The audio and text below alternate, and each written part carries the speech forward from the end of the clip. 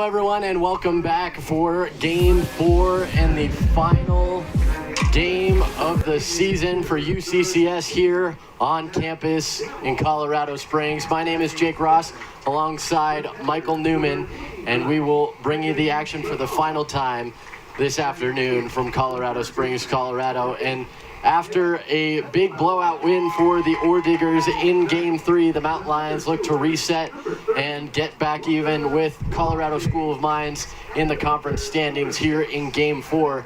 And for the Orediggers, they look to pick up right where they left off in Game 3 and win this series here in Game 4 in Colorado Springs. And Michael, what are the Mountain Lions more specifically going to have to do to reset after that big time loss to the Orediggers in Game 3? Yeah, in order to split this series, it's going to have to start with the starting pitching.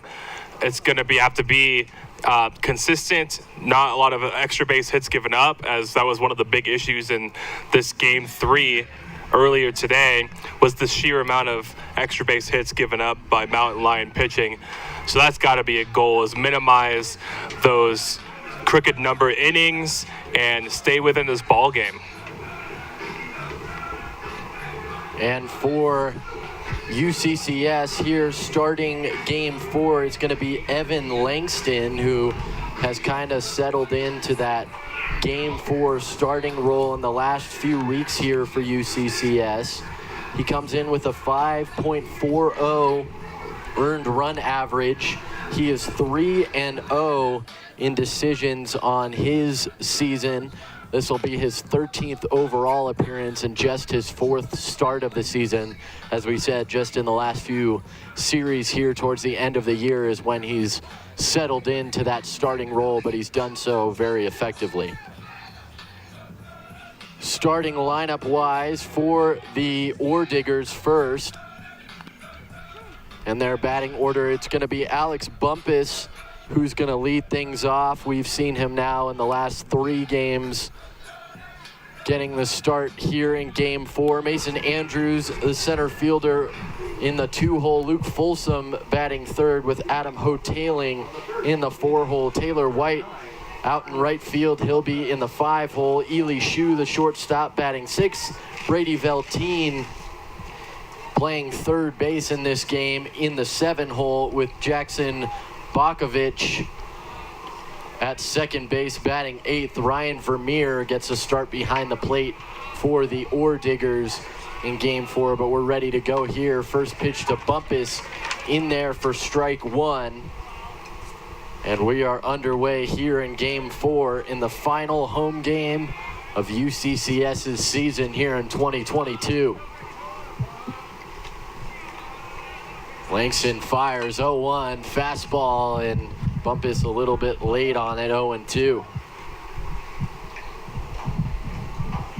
And Langston being one of the more consistent Mountain Lion pitchers this season, I'm glad to see him making some starts later in the year.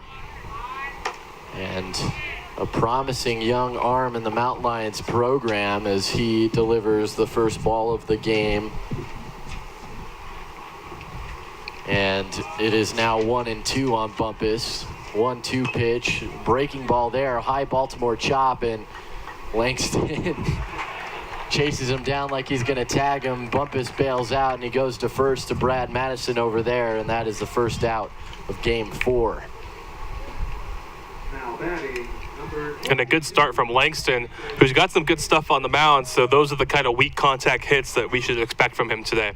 Andrews steps in.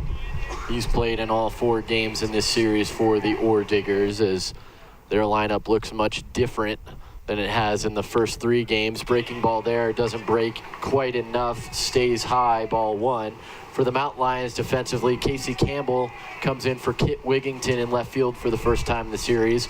Walker Rumsey reprises his first 3-game role in center field with Aaron Farragala out and right. Next pitch, another breaking ball, doesn't really break. 2 balls and no strikes. On the corners, Nate Heffelbauer has been out there at third for all 3 games so far. Brad Madison gets a start at first for the first time in the series. Macaulay Sayre at short.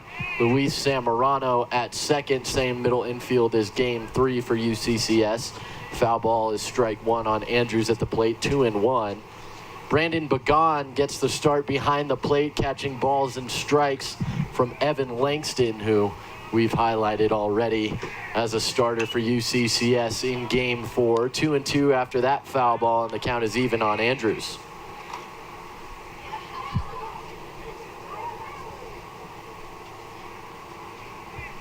Ryan Vermeer, the catcher for this Orediggers squad, usually wears number 42 and is listed as that number on the roster.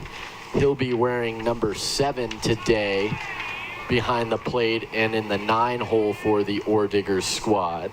So those of you that are scoring with us along at home, number 7 Ryan Vermeer in that 9-hole instead of 42. 3-2 full count here with 1 out though on Mason Andrews. The pitch, change up low and away, gets it down into the dirt, and a 1-out walk here, and the first base runner is Andrews for the Orediggers for the 2nd game in a row. Yeah, not a terrible pitch with a full count there. Maybe just a little bit higher to try and get that swing, but ball in the dirt, and he does take it. A good take from Andrews. Folsom steps in. Folsom was a triple away from the cycle in Game 3. He had a home run, a couple of doubles, a single, and then another 2-run home run in his final at-bat. That one skips away, throw goes to second, but moving up easily is Andrews.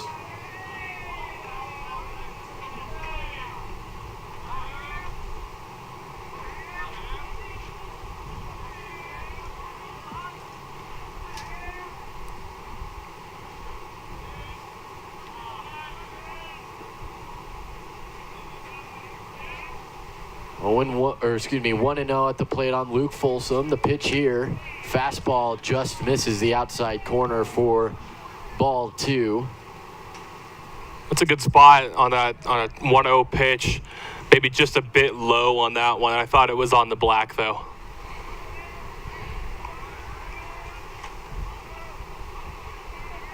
.20 pitch fouled away, out of play on the first base side. 2 balls and 1 strike now.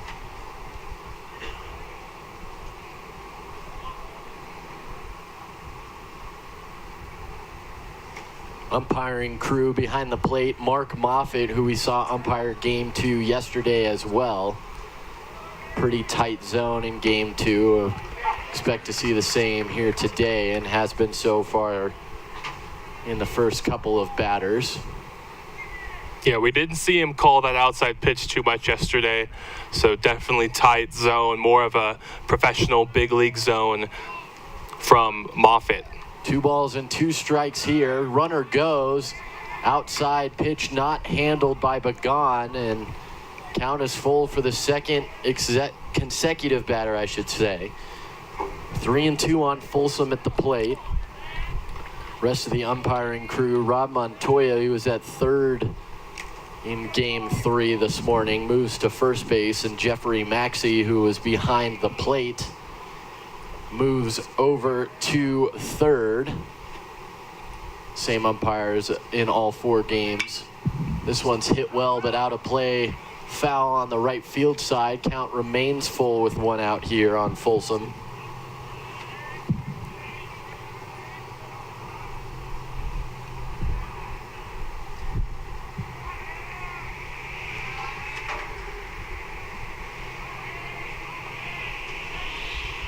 Wind picking up here, blows some trash across the crowd.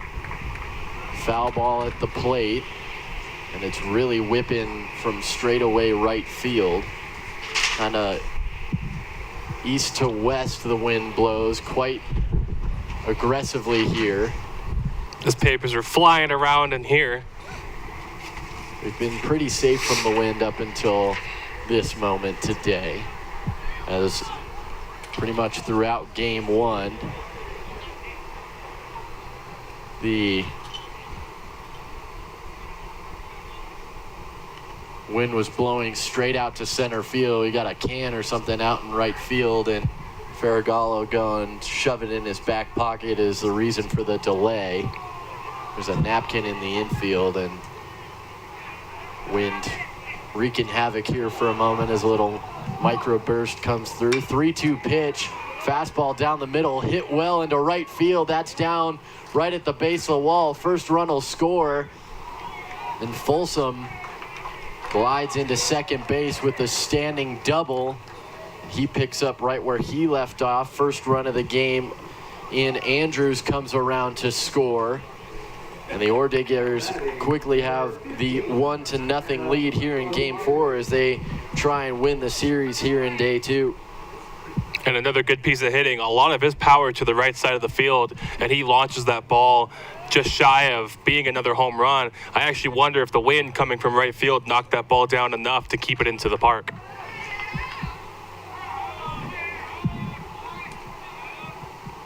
Wind just like that is gone here at Mountain Lion Park. Nice job staying back on that one, grabbing it on the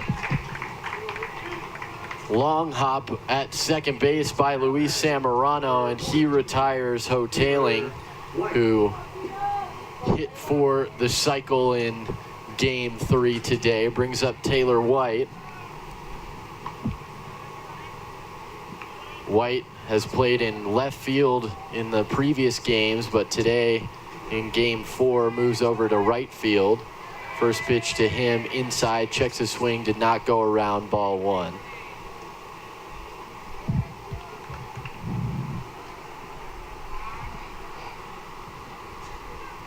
Moving up on the ground out is Folsom. He's now at third base.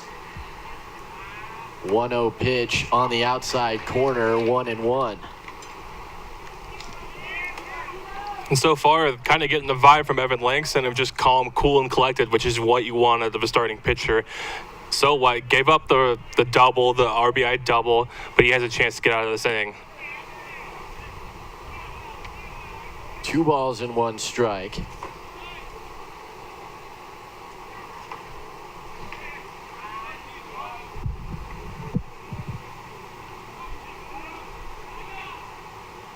Two-one pitch high, 3 balls and 1 strike now on White at the plate.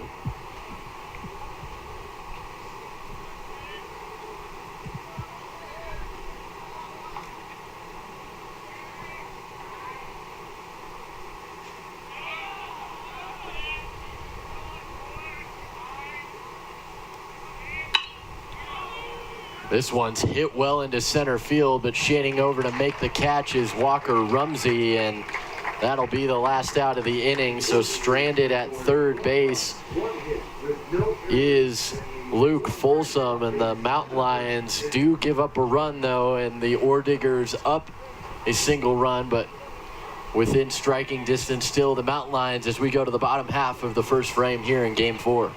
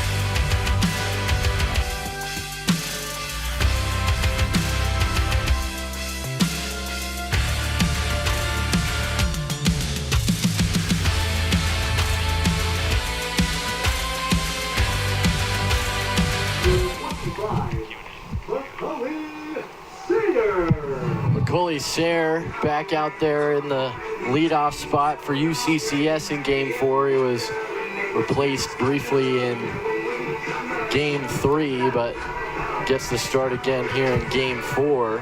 It was Andrew Danko that came in for him offensively, though he slotted in to third base defensively. For the Orediggers, it's the big man, 7-foot Braden Ware. And he delivers strike one to Sayre, who looks quite a bit smaller than him out on the field as Ware just towers over everybody, plus the mound.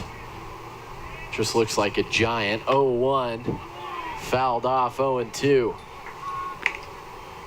I mean, I think it's safe to say he may be in the wrong sport.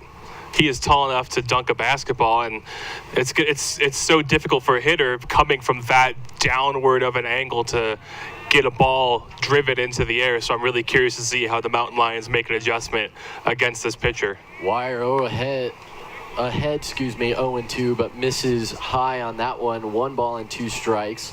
For Wire on his season, he is sporting a 6.35 ERA, is 1-1 overall record-wise. This is his 6th start of the season. Also has 6 relief appearances, so half and half starts and relieving opportunities for him.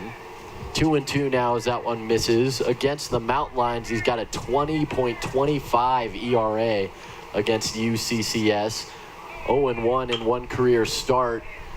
That start was 1 year ago today against UCCS in Golden, but he gets the lead off hitter in Sayre to fly out to center field to start his day.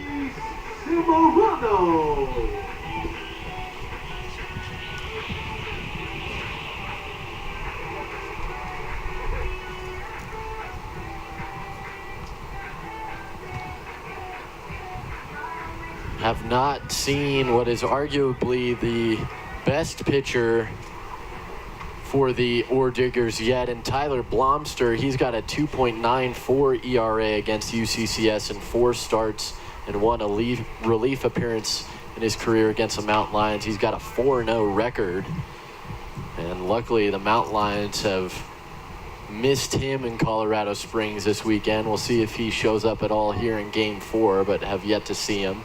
1-0 ahead is Samorano, and gets a hold of that one into center field, but there to make the play, Mason Andrews again. And back-to-back hitters here to start off the Mountain Lions offensive day. Fly out to Andrews out center field, and Casey Campbell, who up until Game 4 has been DHing for UCCS, he's out in left field this time. He'll take his first turn against Braden Wire.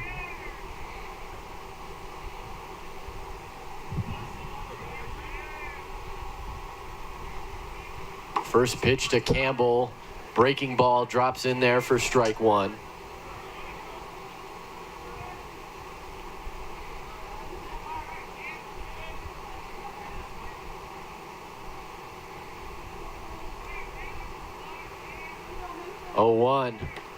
There's that heater from Wire. Fans Campbell 0-2.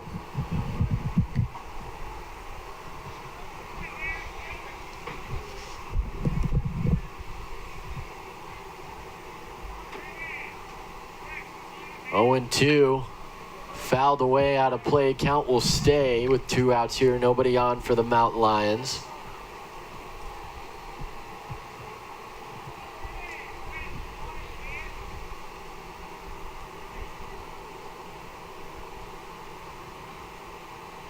Another 0-2 pitch. Change up there, high on Campbell. 1 ball and 2 strikes.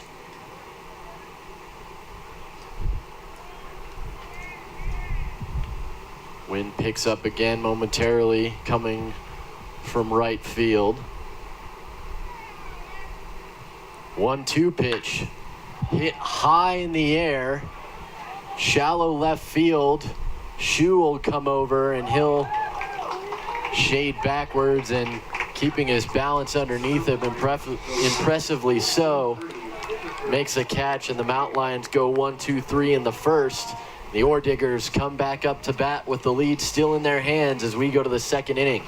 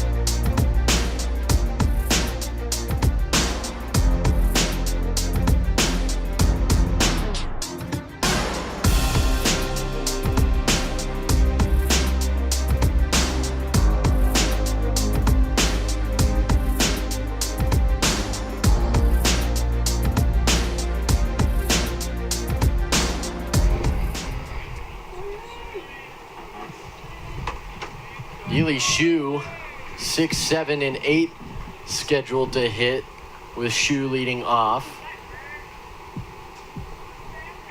Langston fires an inside fastball. It catches Shu, but he's swung through, so he'll have to stay put as it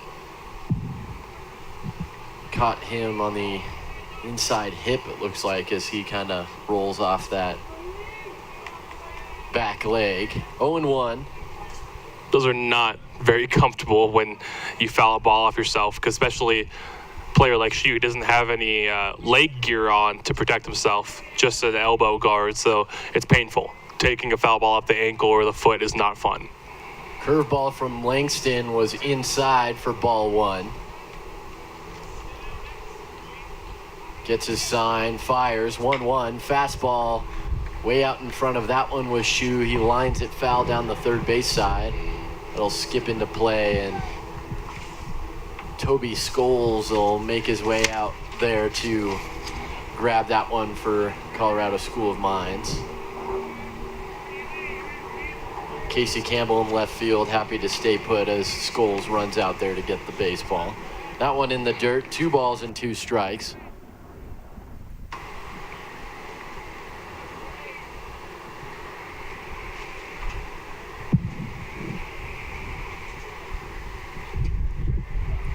Another gust of wind blowing through Mountain Lion Park here. Time called at the plate. I believe that was Shu that initiated that one. Usually the umpire will indicate if it was the catcher that called it, but no indication made, so that would be my best guess. Here's the pitch, 2-2. Fastball left over the middle of the plate, hit well to center field. Back in at the track, making the catch is Walker Rumsey. And that's the first out of the inning, as Langston able to get the leadoff hitter in consecutive innings. Now batting, number 20, Brady Belkey. And that's a key for going long and deep into games, is getting the first batter out in every inning. It starts shrinking your innings down, and you only have to get 2 outs by getting that first guy in. And if you give a base runner, it really can't. It doesn't hurt too much then, because then even then you're still a pitch away from getting out of it in the form of a double play.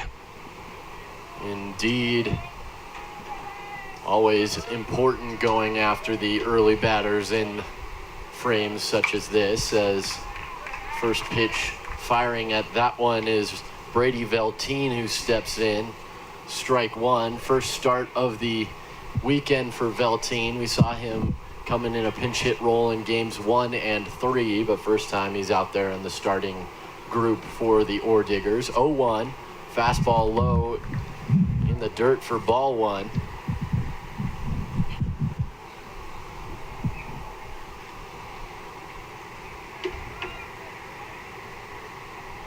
One and one in the dirt. 2-1. Veltine over at third base for the Orediggers.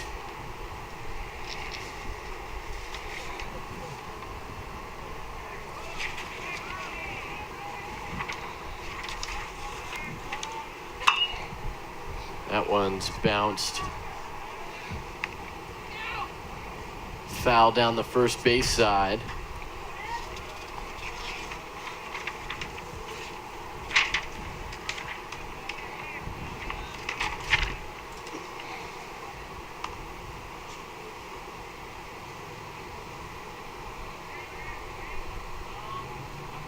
Two pitch again. This one's a changeup hit high in the air over there. Farragalla and right. He'll settle underneath it and make the catch as he backpedals at the last moment. 2 outs, and that'll bring up Jackson Bakovich. Now batting, number 8, Jackson Bakovich.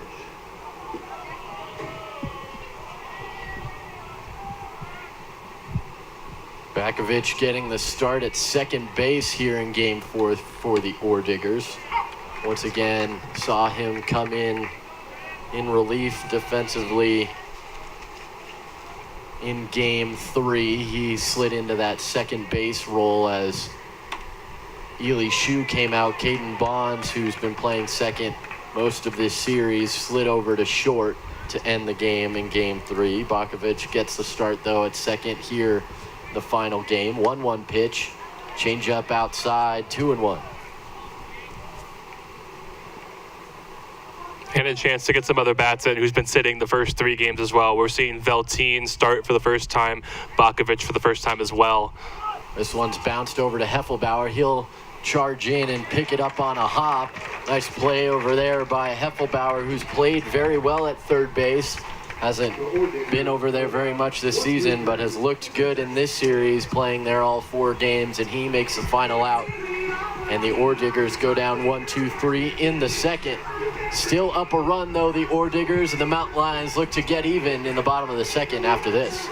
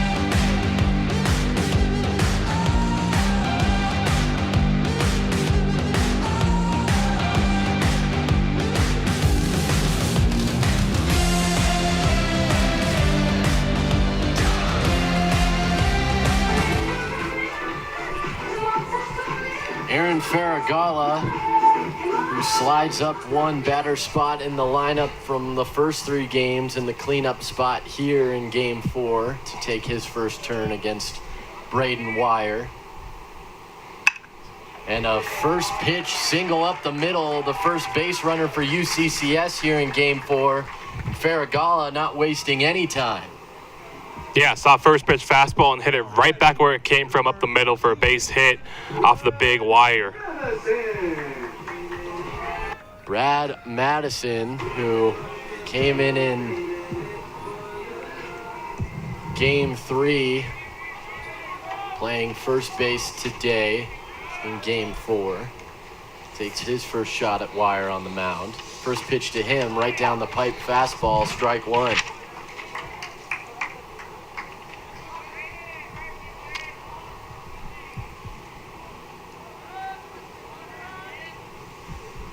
Pretty conservative lead from Faragala. Does have a stolen base in this series. 0-1. Fought off to the right side. There's one on to first. Not going to get Madison, so fielder's choice for Brad. The Mountain Lions still have a base runner, and that'll bring up Zach Damel, who's DHing today for the Mountain Lions. Yeah, and that fastball just jamming him enough to get it out to the second baseman, and got the throw over to the shortstop and was able to beat out the throw over to first.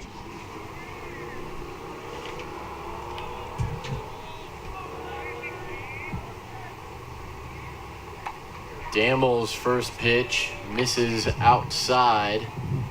1-0.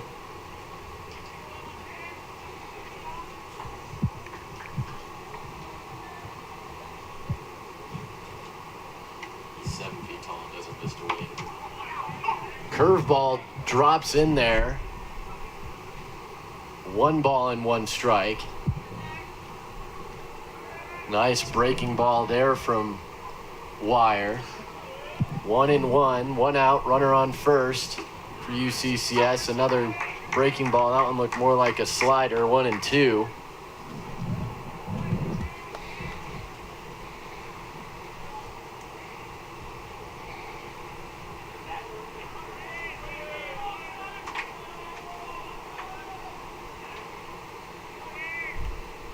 1-2 pitch, checked his swing. No, he did not go. They checked with the infield umpire. That's Jeffrey Maxey over there, who called balls and strikes in game 3. 2-2 now on Damel. Pretty conservative lead over there from Madison at first. 2-2 pitch. This one's hit well into right field, but coming in to try and make the play and does so is Taylor White. He'll pump fake back towards first base, but Madison gets back easy. And that's the second out in the inning for the Mountain Lions, and brings up Brandon Bagan for his first at-bat of this series. You gotta wonder if Wire has a very heavy fastball. That's why it's jamming so many guys, and even there with Damel, kind of jammed him again when he flew out to right field just now.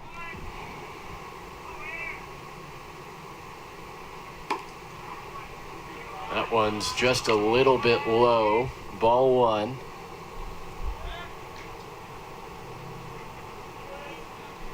Madison still stands on first. A little bit bigger of a lead here, but nothing too bad. 1-0 pitch, fastball down the middle, strike 1. Doesn't get any better than that pitch from Wire, straight down the pipe. 1-1 now on Bagan at the plate.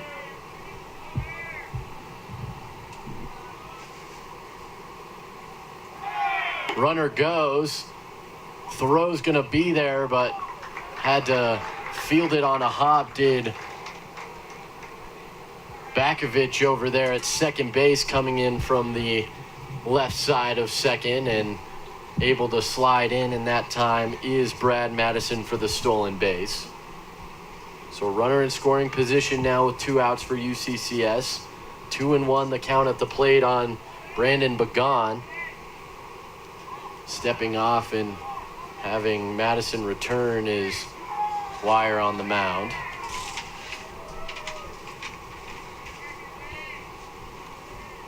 Two 2-1 pitch, curveball inside, doesn't break as much as Wire wanted. 3-1.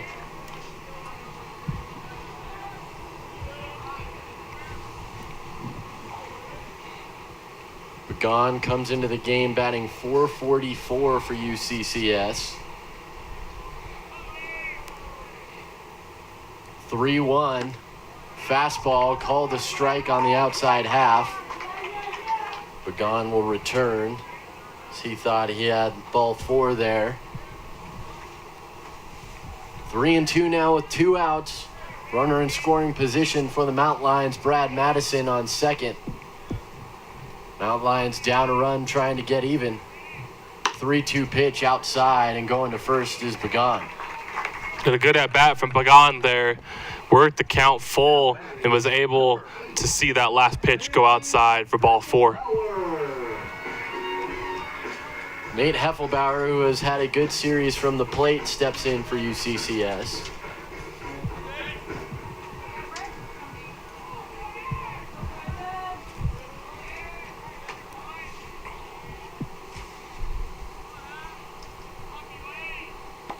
Curveball, strike 1 on the inside half of the plate, and a good breaking ball there as Wire gets the first pitch to drop in.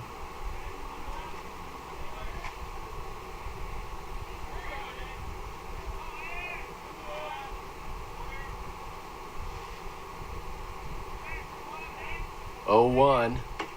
Fastball catches the inside half again. 0-2. Heffelbauer behind. Not unlike him to hit with 2 strikes, though. So not out of the woods yet is Wire on the mound. 0-2. Fastball tries to jam him inside again, but fouling that one off is Heffelbauer. Count stays 0-2. Runner on second is Madison. He reached on the fielder's choice. Brandon Bagan, who just walked on a full count, stands on first. 0-2 with 2 outs at the plate on Nate Heffelbauer.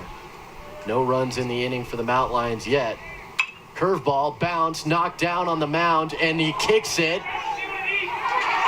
And safe at first as he dives around the baseball is Nate Heffelbauer.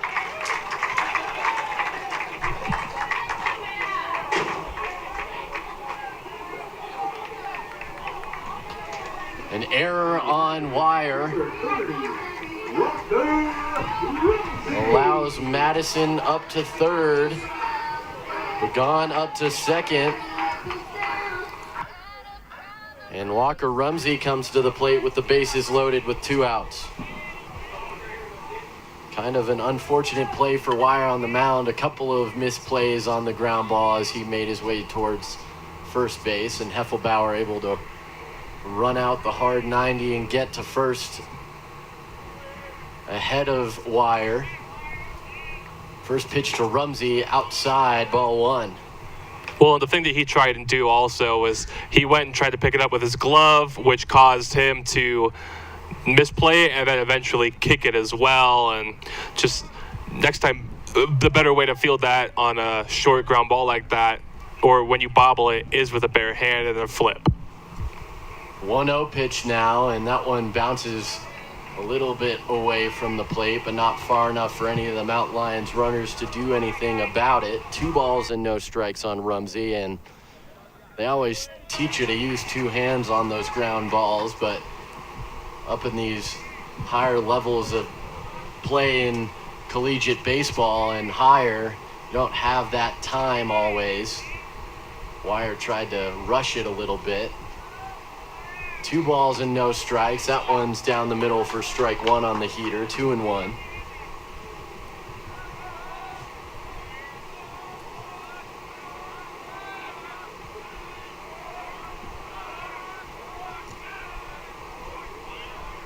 Bases full of Mountain Lions. 2 outs. Rumsey at the plate. The 2-1. That one gets away, and here comes the tying run. All the Mountain Lions will go station to station, and the wild pitch ties the game at 1. And that should go down as a pass ball on the catcher. Definitely a catchable ball, and squeaks past his glove, unfortunately for the Orediggers, but fortunately for the Mountain Lions, lets them tie this game. So second and third now is Heffelbauer up to second. Begon up to third.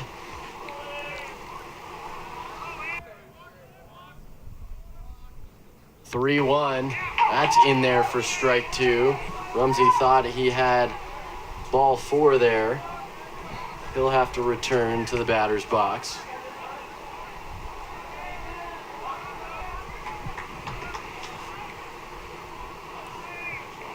Three and 2 now, 2 outs. Runners on second and third. The pitch fouled off out of play. Third base side will do it again. One thing I'm noticing from the umpire, he wasn't calling those pitches on the outside part of the plate yesterday, but he has made a little bit of an adjustment, and he is calling the outside black now. And that 3-1 pitch was on the black, and he did call it a strike. See how it plays out over the game. Wire set. Another 3-2. Fastball, and wasting that one as well out of play into the parking lot area. Rumsey stays alive, 3-2.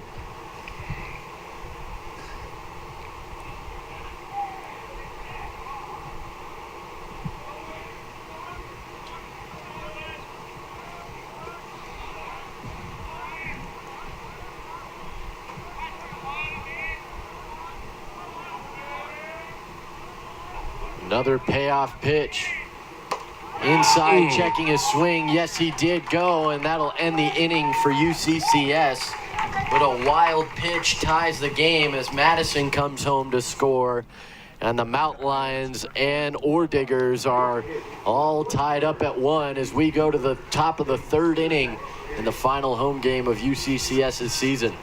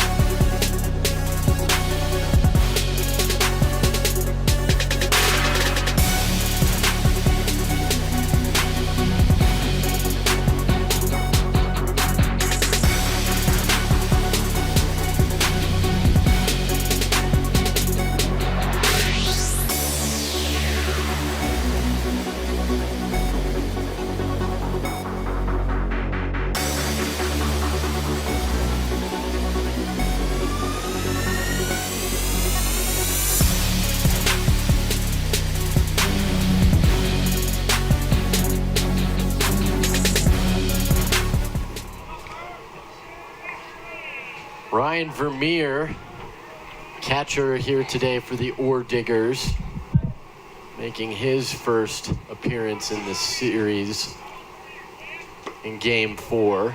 First pitch to him misses outside, ball 1. It'll be 9-1-2 due to the plate here for the Orediggers, with Bumpus and Andrews also to hit. This one's up the middle. Coley Sayre was kind of playing that way, but he misplays it.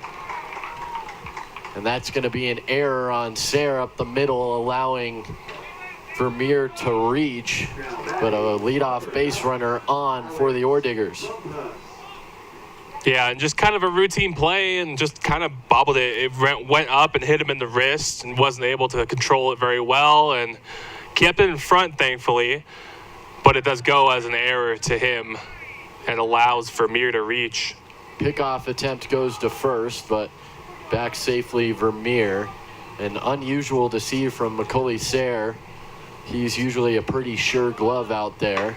That's a high. Squaring around a bunt was Bumpus at the plate, but he'll pull it back for ball 1.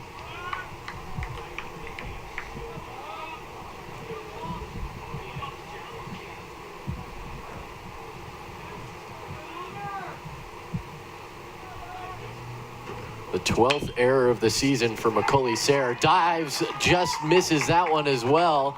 Base hit to left.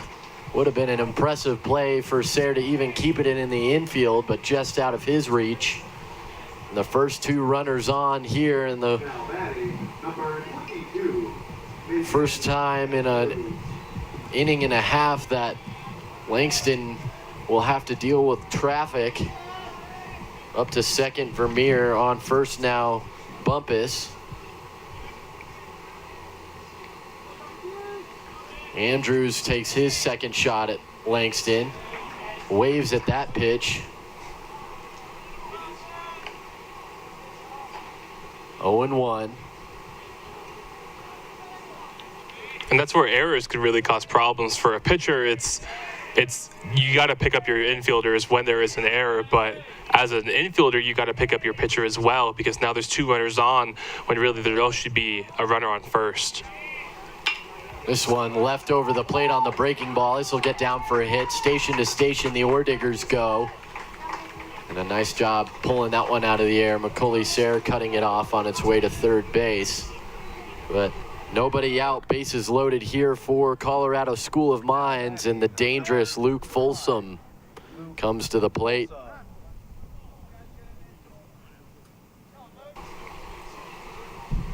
Not really a right way to pitch to Folsom in this situation. Definitely their best bet. You want to go after him, but you also don't want to give up a grand slam right now. First pitch fastball, and that's going to be a base hit. Should be more as it gets all the way to the wall. Vermeer is in. Bumpus comes in. And around third and also in. Scoring from first, Mason Andrews. And just like that, it's a 4-1 game. And Folsom's been tormenting the Mountain Lions all weekend, and now another multi-RBI hit, a double that goes to the wall in right center, scoring all 3 runs that were on the bases. 3-run double.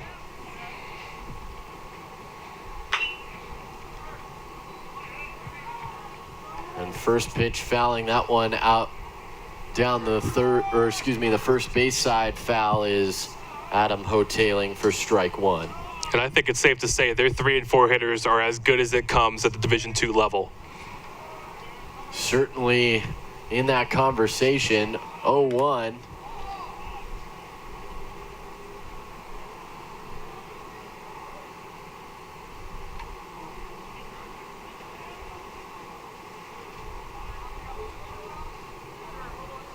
And I think they called a balk there, and moving up to third is Folsom. Didn't see what that balk was, but the most likely scenario was he just didn't come set. 0-1. This one's hit in the air, going back at the wall and off the base of the wall and left. It's over the head of Campbell. Easily scoring from third is Folsom, and into second base with an RBI double. Hoteling continues to torture the Mountain Lions. Yeah, and a great piece of hitting, pitch on the outside part of the plate, and he goes with it, hits it over Campbell's head, gets an RBI double, another extra base hit for these 3 and 4 hitters for the Orediggers. Hoteling's had a big weekend here in Colorado Springs. Mount Lions won't be sad to see him leave town after today's game. 4 runs in the inning for Colorado School of Mines has them up 5-1. At the plate now, Taylor White. There's a low off-speed pitch, and White waves at that one, 0-1.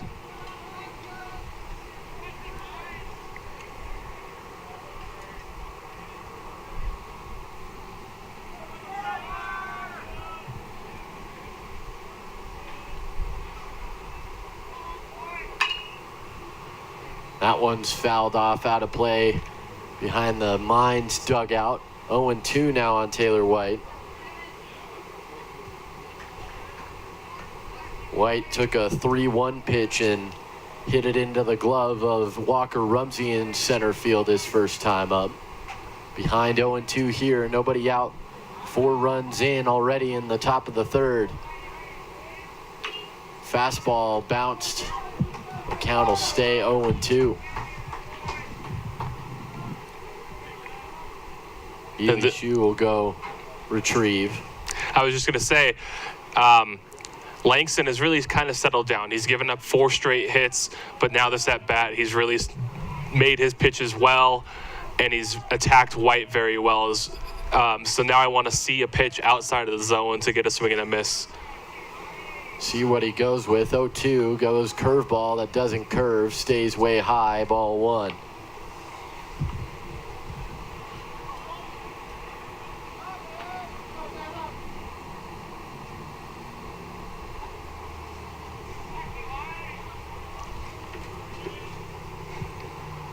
One, 2. Fastball fouled off once again. Count stays. That's a good pitch, and that's a good on White to stay alive. That curveball was going in the dirt, and he still makes contact to keep his bat back going.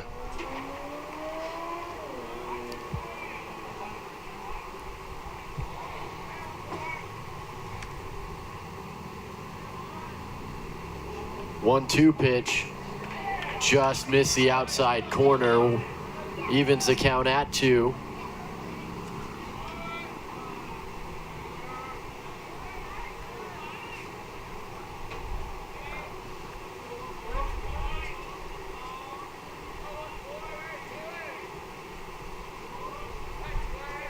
Two-two pitch.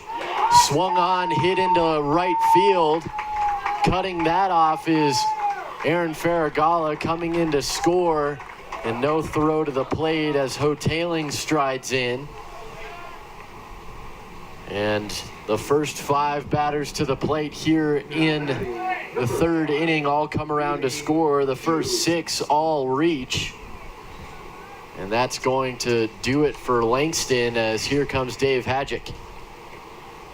And an unfortunate outing for Langston. He got through those first 2 innings very smoothly, and like you said, 6 straight batters reach base, starting with the error, and he's not going to be happy with that, and I don't blame him. Just an unfortunate circumstance and outing for him, making his pitches, but just giving up hard hit balls. And he goes off, gives his glove a toss into the dugout, and we'll have a pitching change here in the top of the 3rd as once again the Orediggers offense getting the best of the Mountain Lions. Colorado School of Mines 6-1, they lead it. Pitching change, top of 3.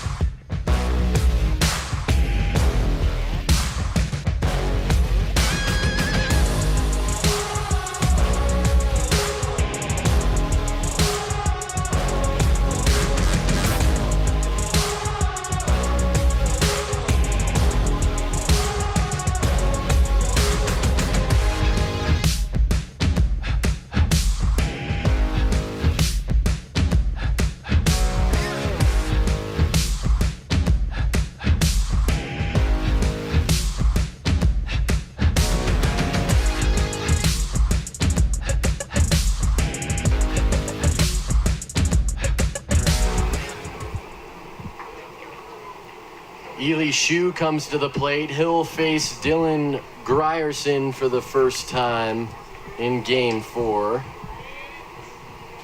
We saw Grierson relieve John Coles in Game 1. In Game 1, he went 2 1/3, gave up 5 hits, 3 runs, all earned. Walked 2, struck out 2 in 14 batters faced. Delivers for strike 1 here on Shu. That one's in the dirt. Nice stop behind the plate by Bagan. 1-1. And definitely not unheard of for pitchers to pitch on back-to-back days. Even pitching 2 1/3, like you said yesterday. Not unheard of. And clearly, Hajek trusts Grierson to pitch in this situation. This one hit well into center field. It's going to be... Oh, wow. Faragala. Did he catch that? Yes, he did. Oh, my goodness. Aaron Faragala, what a play in right field. Covered a lot of ground. I thought it was going to be Rumsey that was going to have the play. But taking a base hit away from Ely Shu and getting the first out of the inning for the Mount Lions, Faragala. Yeah, fantastic play. Didn't get the best first step, but makes up for it by laying out and rolling to catch that ball. A great play from Faragala. That brings up Velteen. He flew out to Aaron Faragala his first time up. Bounced the first pitch he sees foul for strike 1. 5 runs in the inning for the Orediggers. Runner on first, Taylor White, is the responsibility of Evan Langston. Right now it's 6 runs, 5 earned for Langston. We'll see if that stays or if White adds on. 0-2 though, ahead on Velteen is Grierson on the mound.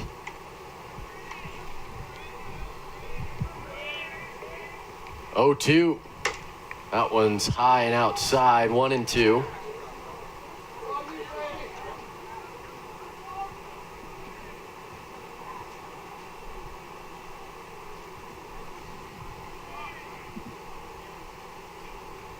One-two pitch. Ooh, could have easily been called strike 3, but just misses the outside corner. Count evens at 2. Yeah, I definitely thought that came back around and for a strike, but he did miss his spot, which I think is why the umpire didn't call it a strike. Runner goes, hit and run on. It bounces through Samorano, but having to hold up at second is White. And so a 2-2 single puts Velteen on, and the only Ordigger that is yet to bat in the inning comes to the plate here as Jackson Bakovic takes his turn.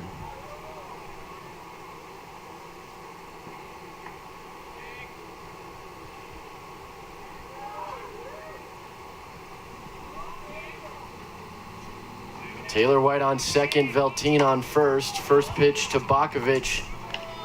Misses, or he misses, I should say, on the swing. 0-1.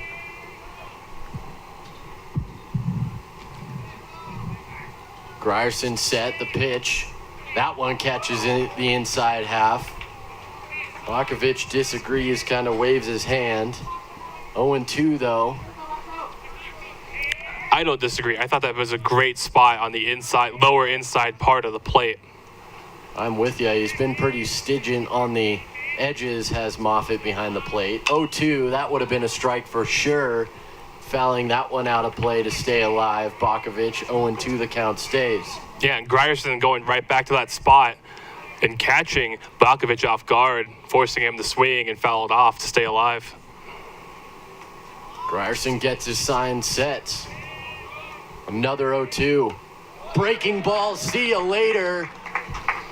And that rings up Bakovic. Coming to the plate for the second time is Vermeer, who led off the inning. He reached on the Sayre error, and that's what opened the can of worms for the Mount Lions. See what happens here in this second at-bat for him.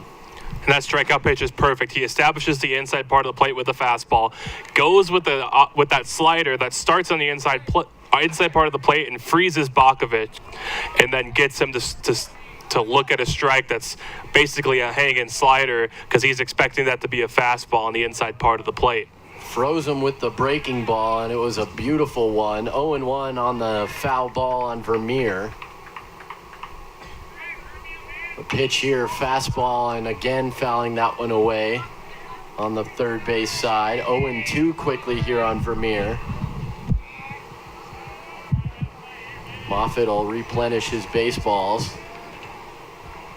Vermeer steps back in.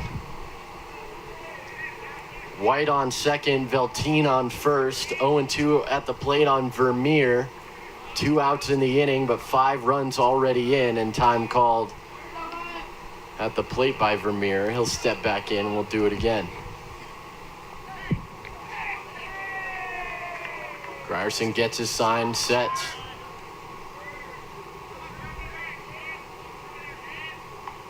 Oh, 2.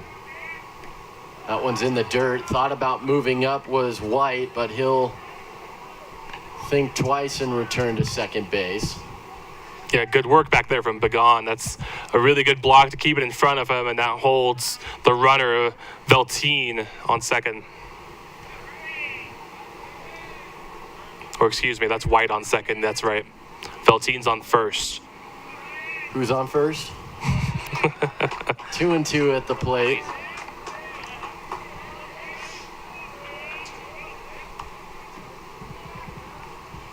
Who's on first? What's on second? I don't know who's on third.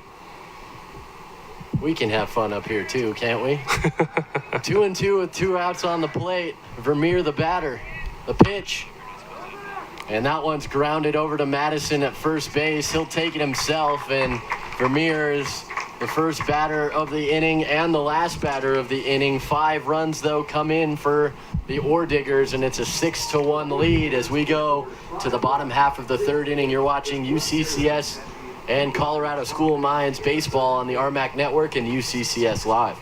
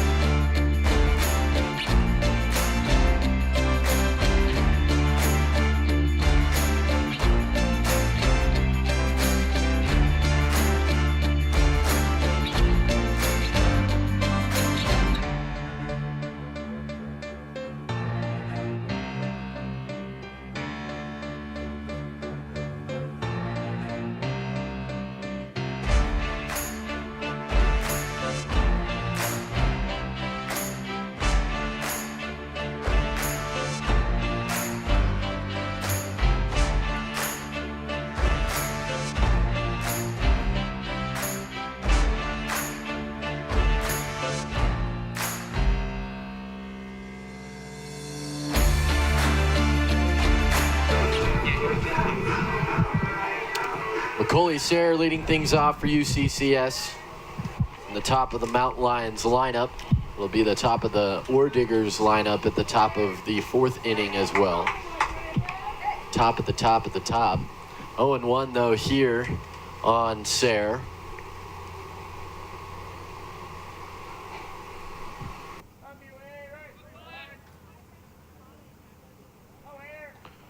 Oh, 1 misses outside, 1-1.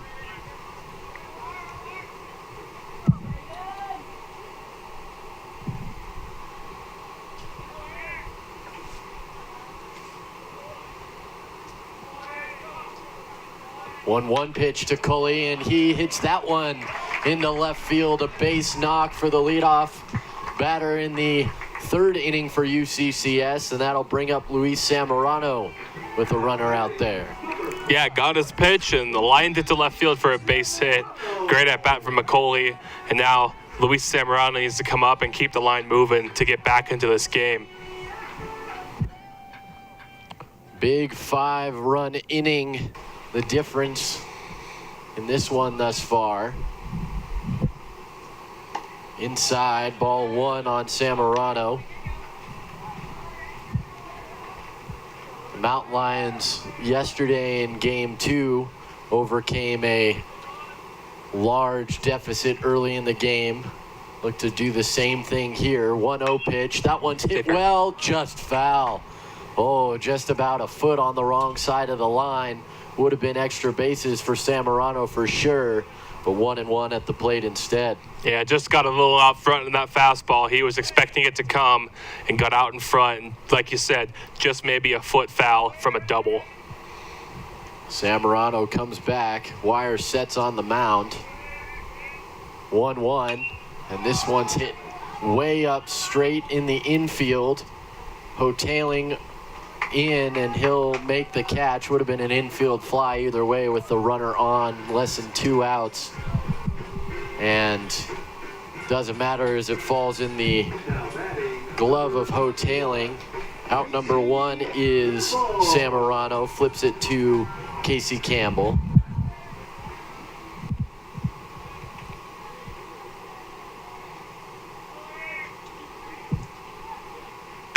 This one's bounced right side, could be 2. Sayre out at second, but there in time at first is Casey Campbell.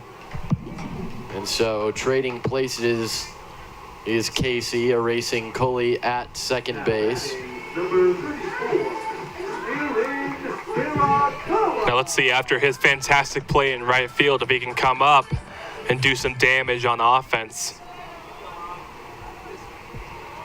Farragala singled in his first at-bat, but was erased on a fielder's choice. First pitch to him misses on the inside half. 1 ball and no strikes.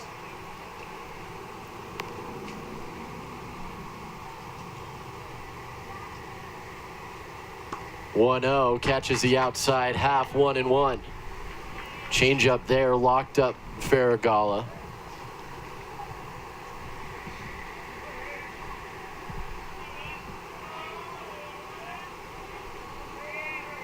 Wire sets. 1-1 pitch on its way. This one's swatted into center field. And that's going to get down for a hit, cutting second base and moving up to third. Nice base running there by Casey Campbell. And runners on the corners now for Brad Madison, who makes his way to the batter's box. 15, Brad Madison. What was the nickname you called him yesterday? Brad Mad. Brad Mad. I want so badly for that to be what the dugout uses, but I have no idea what they call You're it. trying to get it to stick. I don't know, though. See, I would flip it. Mad Brad. Mad Brad? I don't know. I don't think he'd like either of them, but that's just me. Wire sets on the mound. Runners on the corners, 2 outs. Outside, ball 1. For Farragala, 2 at-bats, 2 singles. Makes him 2 for 2. Madison reached on a fielder's choice in his first at-bat last inning, but doesn't have that luxury here. He did steal second and come around to score later in the inning. It was Nate Heffelbauer reaching on an error that allowed him to come around. 1-1. Just misses the outside corner, and nice patience at the plate by Madison. 2-1. Yeah, definitely a good take from Brad Mad. Just rubbing it in now. You want to make it sick, I'm going to help you make it sick. 2-1 pitch, 2-2 as that one's fouled away, out of play on the first base side, and deuces are wild on the scoreboard. 2-2 with 2 outs here. Runners on the corners with Campbell on third, Farragala on first. Wouldn't be surprised if Farragala tries to move up here with a defensive indifference. 2-2. That one's left over the plate, but just behind it is Brad Madison, and the count will stay even at 2. I will be honest, I do think that nickname can stick. You look at someone like Madison Bumgarner with the Diamondbacks, his nickname is Mad Bum. You just take the first syllable from each of his names. Brad Mad. We'll see. Curveball and a good one, but misses the inside corner. 3-2, the count now full with 2 outs. No pressure for Madison. You love to be in this situation as a hitter, though. Want to come up big for your team, and Mount Lions need runs. 3-2, 2 outs. The pitch. And this ball's crushed. Watch it fly. And that's a 3-run shot for Brad Madison, and he gets the Mount Lions a trio of runs back, 6-4. And the Mount Lions coming back into this one. It's a 2-run baseball game. Yeah, moonshot. He knew it right off the bat. Didn't bat flip, but just as awesome as a bat drop, and he dropped that bat as soon as he saw that where he hit it. A 3-run bomb, and now I think we have to call him Brad Mad forever. I think so. It was meant to be. We'll have to share it with some of our buddies down there in the dugout. We'll share it with our classmate Nate Heffelbauer. Zach Dammel comes to the plate, 1-0. As the first pitch to him misses, we'll see how Wire responds after his first real mistake of the game. 1-0. The pitch, curveball doesn't curve, 2-0. Yeah, I mean, 3-2, he did go with the off speed, but Madison was ready for it, and he crushed that pitch. It was a slider hanging right over the plate, and he made him pay.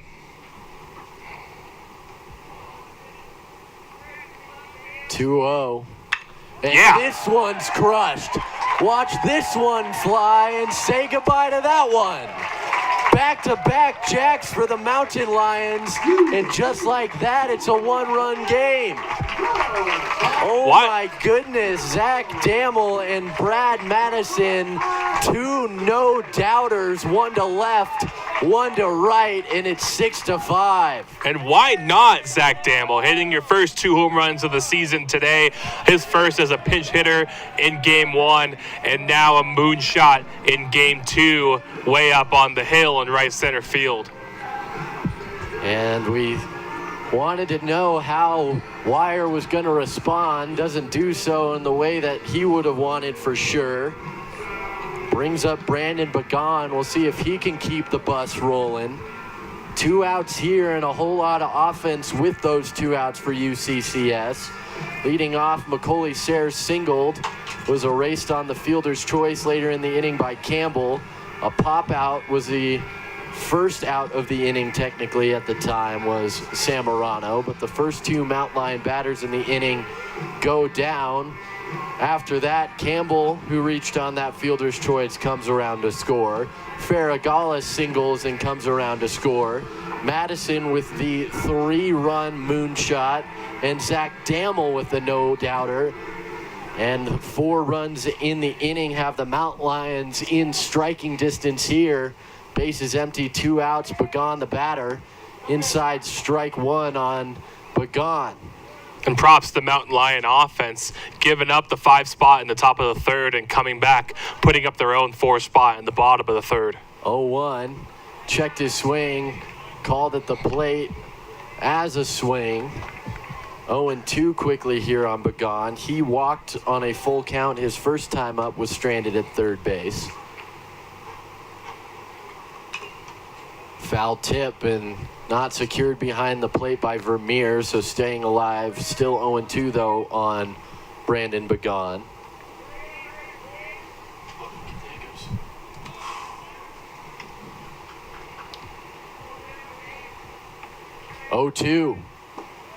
Ooh, that heater just missed the outside corner. Good patience by Bagan though. 1-2.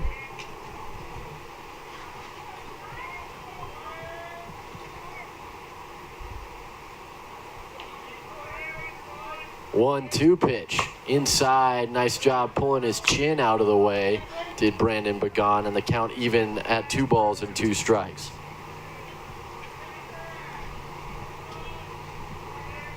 Two outs in the inning. Last 4 Mount Lions that came to the plate have all scored. 2-2 here. Swung on and missed, though. A big strikeout for Wire, but damage done by the Mount Lions in the bottom of the 3rd. 4 runs on 4 hits, and the Mountain Lions are within 1 as we go to the 4th inning from Mountain Lion Park.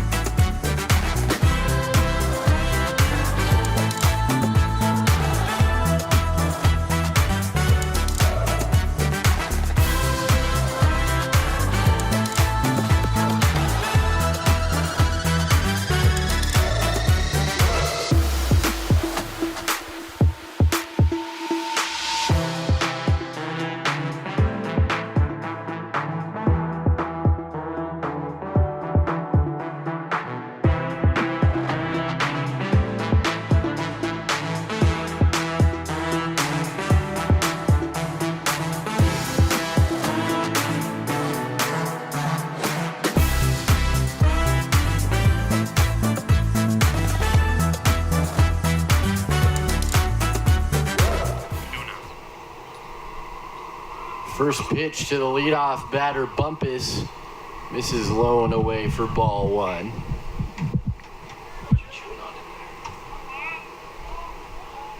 One 0. That one's low and away as well. 2 balls and no strikes.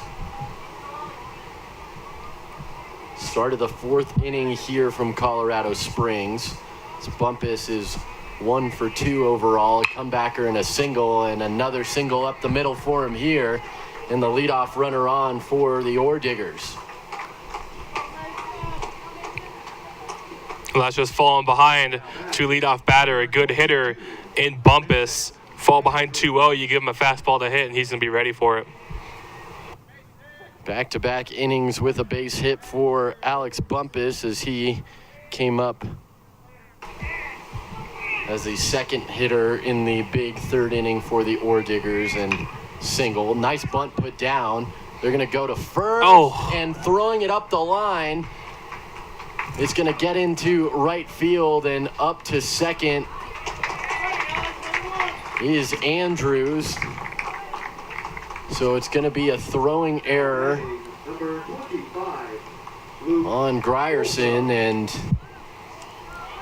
second and third now, nobody out for the ever dangerous Luke Folsom. He's already got 2 doubles and 3 RBIs in his last at-bat in his second double, so more damage to be done for him out there on the base pass. We'll see what plays out. And on a play like that with Grierson, he just started to come up as he was throwing, and that's why he sailed that ball. You got to be like an infielder, like an athlete, and throw it through the first baseman and keep your legs low. And a wild pitch here, and a run will score, so 2-run lead restored for the Orediggers, 7-5. As they get one here in the top of the 4th. Should be unearned for Grierson, though it's his own error that brings it around.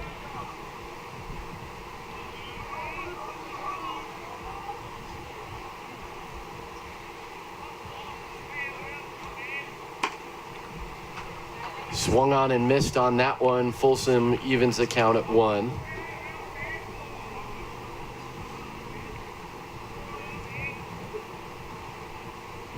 Up to third now after the wild pitch is Mason Andrews on the base path.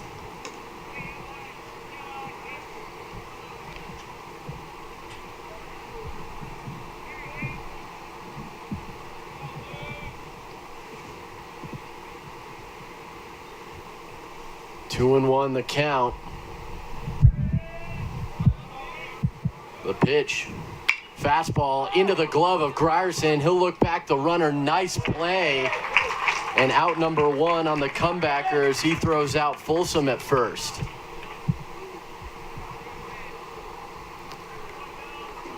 I almost kind of feel like the ball just went into his glove because he didn't move it. It just went right into his glove.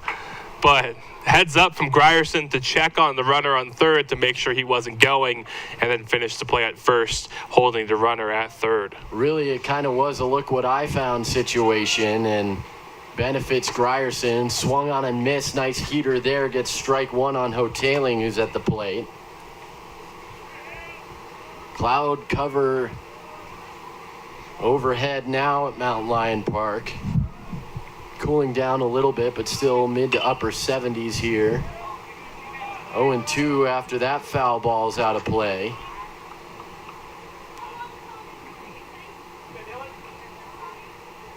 Excuse me, it's actually still in the upper, or mid 80s, I should say. 84 it says on the weather check. 0-2, tried to go curveball, stayed up though. 1 ball and 2 strikes. Doesn't quite seem like it because of the overcast, but it is definitely very warm outside. But the breeze, there's a pretty nice gust every now and then, so it definitely takes the temperature down a little bit of as well. Nice curveball there, getting a piece of it and knocking it out of play. Hoteling, 1 ball, 2 strikes. As the Mount Lions try and limit damage here. Would be a big out if they're able to get Hoteling and keep Andrews at third. 1-2. Swung on and missed. Great strikeout pitch there on the away fastball. And 2 outs in the inning for Taylor White. Yeah, big fastball up and away. Hoteling went after it and could not make contact, striking out on the swing. White comes to the plate, 1 for 2 with an RBI single his last time up in the 3rd inning. First pitch catches the outside half, 0-1. His first time up, White flew out to Walker Rumsey in center field to end the 1st inning for Colorado School of Mines. 0-1 here. Nice breaking ball, but just misses the lower half of the zone. 1-1, the count even.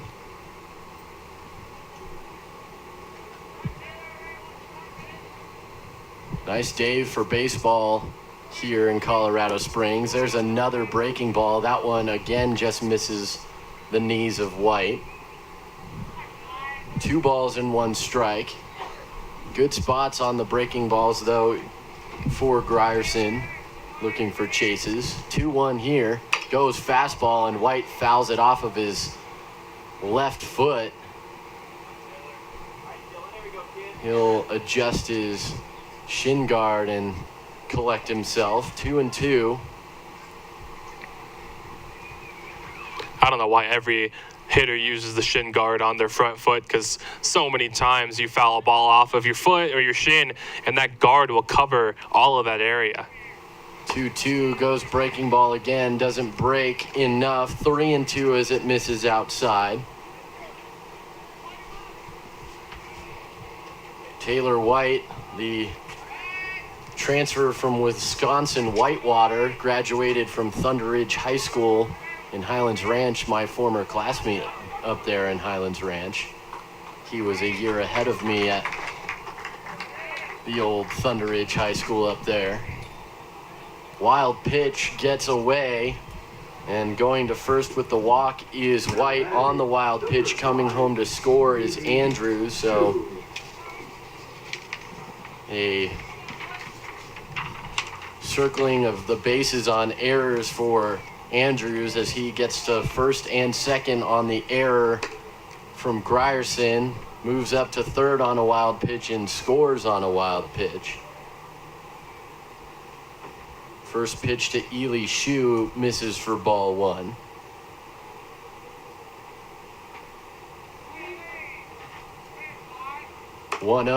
That one catches the outside half. Thinking about swinging but holding up was Shue. Strike nonetheless, 1-1. Unfortunately, both runners coming in to score this inning are off of wild pitches. 1-1 pitch. This one's hit high in the air to right field. Going back is Faragala. He'll have a play on it though, and he'll make the catch a couple strides in from the warning track, and that'll end the inning for the Orediggers. But they get 2 runs back and extend their lead back out to 3. Mountain Lions still in striking distance as it's an 8-5 game going to the bottom of the 4th inning.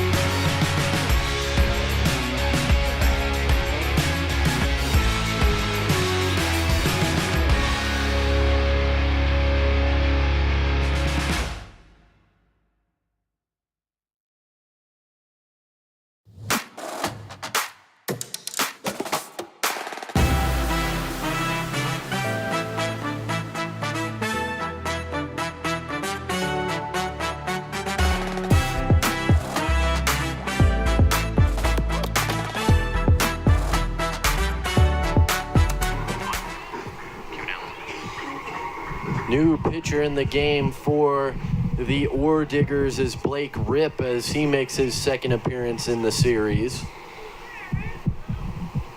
First pitch to Nate Heffelbauer, fisted over to second base, up with it Bakovic, and he'll throw out Heffelbauer. One pitch, one out, good efficiency as Ripp comes in. Now batting, number 30, Walker Rumsey.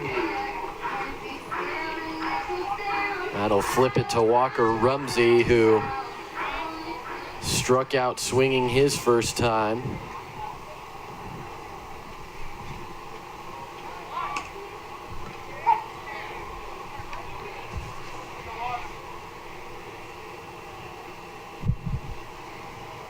Oh and 1 on Rumsey. Ripp comes into the game, 6.38 earned run average, 2 and 3 on his season. This will be his 13th overall appearance, 10th in relief, as that one misses high for ball one, evening the count at 1.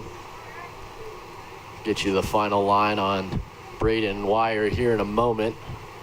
First, the 1-1 pitch. Fastball fouled back, 1 and 2 for Wire. He goes 3 innings, 5 hits, 5 runs, only 4 earned, 1 walk, 2 punch outs. He faced 16 Mountain Lions, tossed 63 pitches.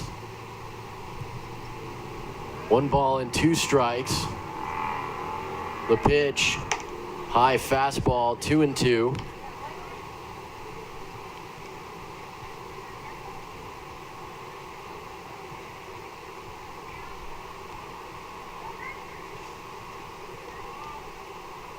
Two pitch, curveball, fouled off the dome of Vermeer behind the plate. He looks no worse for wear. He'll pop up and throw the baseball back out. 2-2, the count will stay on Rumsey.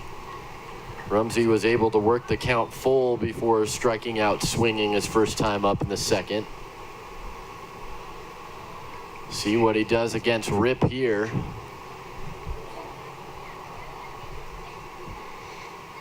2-2 pitch, that one just below the knees. Great spot on the fastball, but staying patient and getting the call is Walker Rumsey, and the count once again full. Definitely a close pitch there, but he has stayed consistent with that pitch and not calling it today.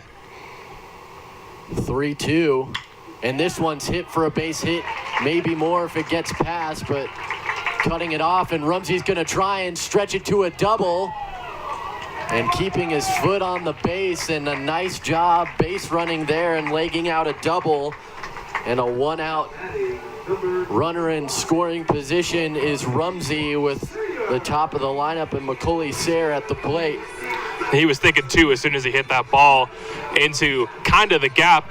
Center fielder is able to cut it off, but with Rumsey's speed, he easily makes it to second base. And kind of nonchalantly making his way over to the baseball was Mason Anderson in center. That's what allowed Rumsey to keep going around first. Ball 1 delivered to the plate on Macaulay Sayre. 1 out here in the top of the 4th. No runs in for the Mountain Lions yet. 1-0. Breaking ball. Broke too quickly in the dirt, 2-0.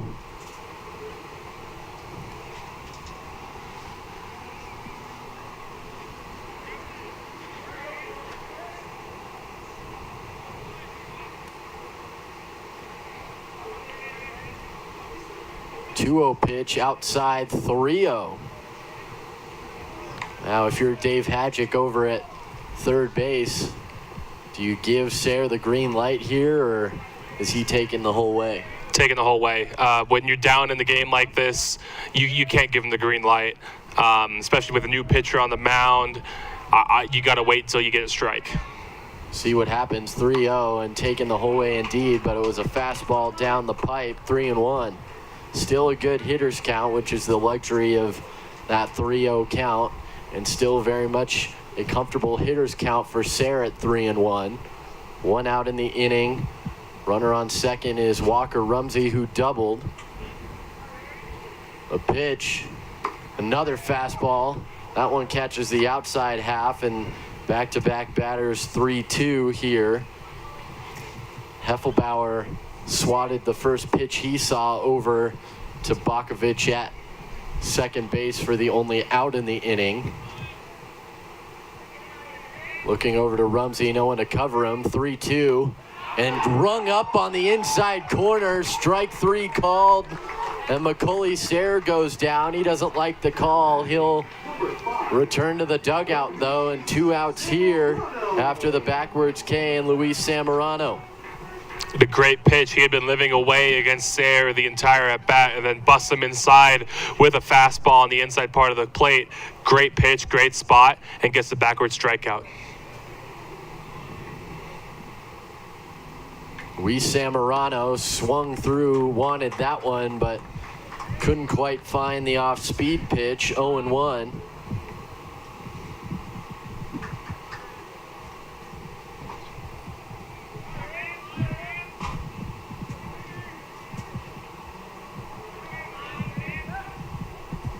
Second baseman comes in for a moment, but goes to the plate. That one in the dirt, evening the count at 1. Big secondary from Rumsey, and Ely Shu out at shortstop came streaking in behind him to make him hustle back to the bag. 1-1. Mountain Lions trying to work their way back and earn the split with Colorado School of Mines. The Orediggers trying to stay ahead and win the series 3-1. 1-1 pitch. This one's bounced high in the infield and takes a weird hop in an infield single for Zamorano. Yeah, always those second hops are going to have a weird bounce like that. If I'm the pitcher, you got to get it on that first hop because you don't know where the ball is going to go, and the spin could be any direction. And sure enough, instead of it bouncing towards the pitcher, it bounces actually towards the catcher and away from the pitcher. He has no chance to make that play, so an infield single for Zamorano. Tough situation now for the Orediggers as Casey Campbell comes to the plate. Runners on the corners as Zamorano, after the probably shortest hit of his career, only went 6 feet in front of home plate. If that. But he stands on first, and that's all that matters to him. Inside pitch, ball 1. And as you said, big Baltimore chop literally hit. The first bounce was maybe a foot in front of the plate. Way up in the air, came down about 5-6 feet and bounced back towards home plate, but died. And so they couldn't let it go for a foul ball. Swinging through that second pitch, 1-1 now on Campbell.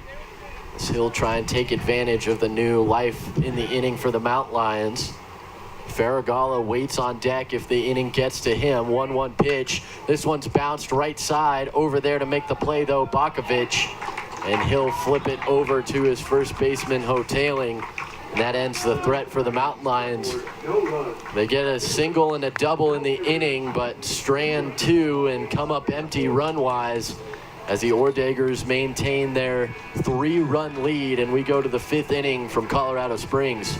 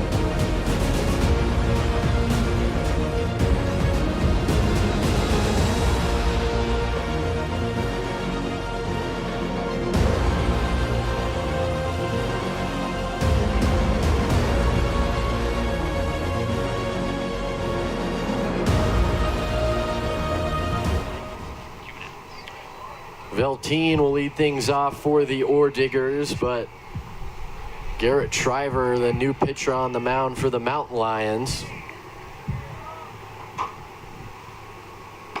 Get you the final line here in a moment on Grierson. He goes 2 innings officially. First pitch in there for strike 1 on Velteen.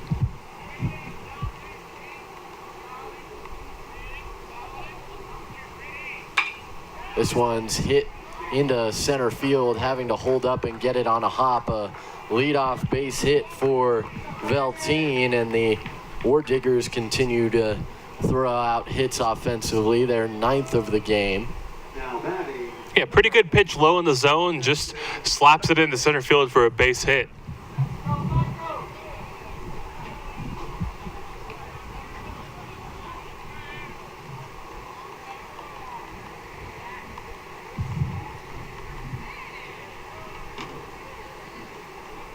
First pitch here as Bakovic takes his turn.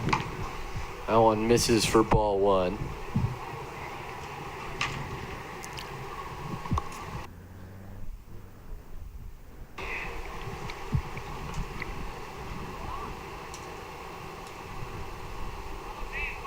This one's fouled off just before the UCCS dugout. 1 ball, 1 strike.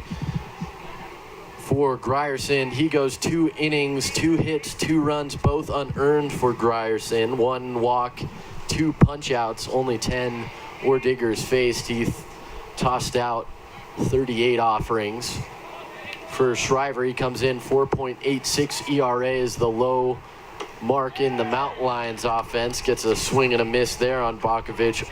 1-2. This is his 12th appearance of the season, all in relief, has yet to earn a decision at 0-0 record-wise.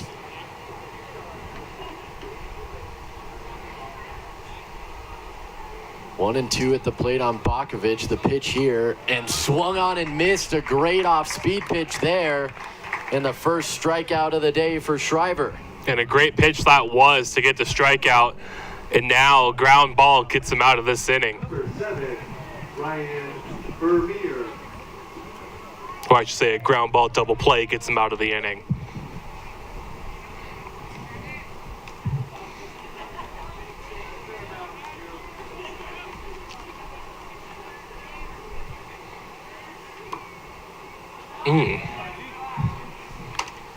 Definitely not calling that outside part of the zone on either side for lefties or righties. Pretty stringent edges for sure from home plate umpire Mark Moffitt.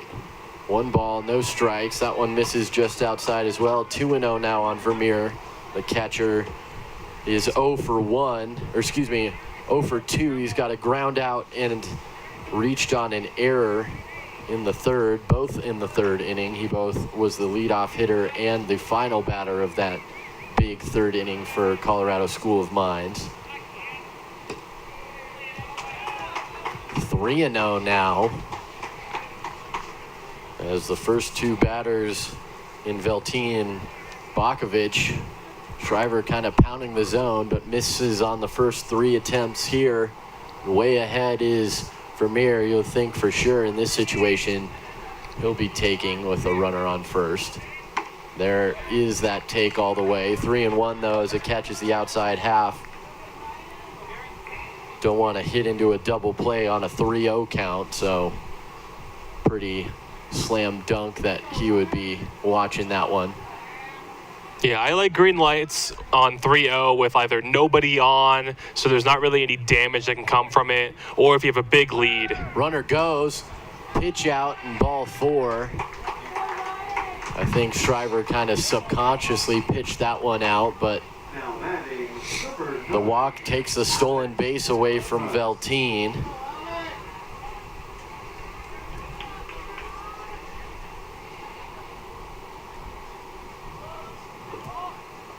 So 2 on, 1 out here. Double play in order for the Mountain Lions in the top of the lineup in Bumpus as the Orediggers begin their 4th trip through. 2 for 3 with a comebacker and 2 singles is Bumpus. He tries to lay down a bunt and fouls it back for strike 1. Reminder that this is only a 7-inning game in the final timeout at Mountain Lion Park this spring.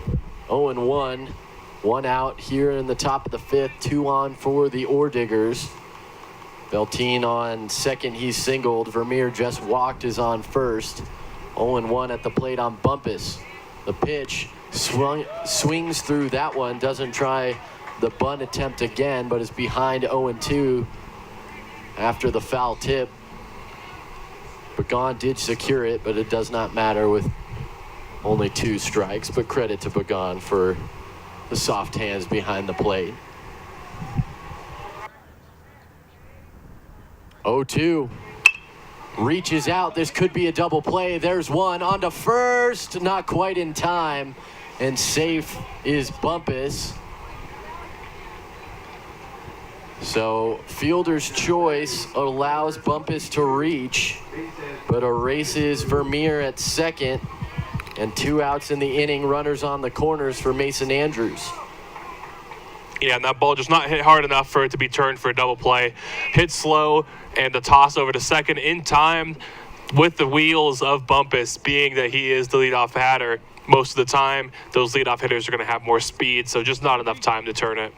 Yeah, that speed factor is important for leadoff hitters because you want to be able to manufacture those runs. They get on with a single, steal a base, then you have them in scoring position. That'll be another stolen base there, right on cue from Bumpus. As trying to transfer and throw it over there was the catcher Bagan behind the plate, but he bobbles it, and safe at second without a throw is Bumpus.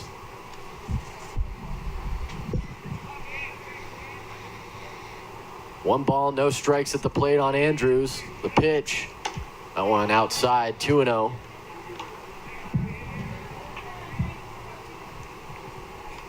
1 for 2 is Mason Andrews. Also has a walk, so he's reached and come around to score every time he's come to the plate.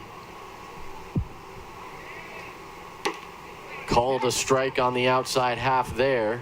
His last time up, he reached on an error. That was Grierson on the mound that caused the error. Threw it, he bunted, and then the throw went up the first baseline, allowed him to not only reach but to get to second as well, and then 2 wild pitches from Grierson allowed him to come around to score, and that's a line out to Sammarano to end the inning.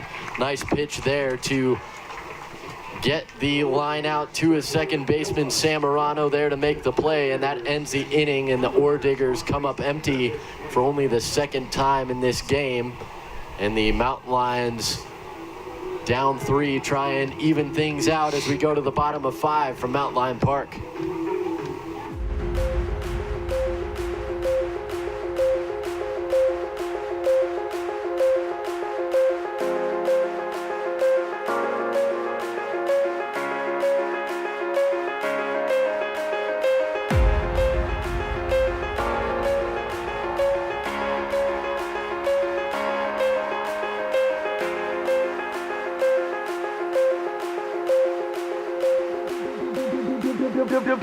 Beat.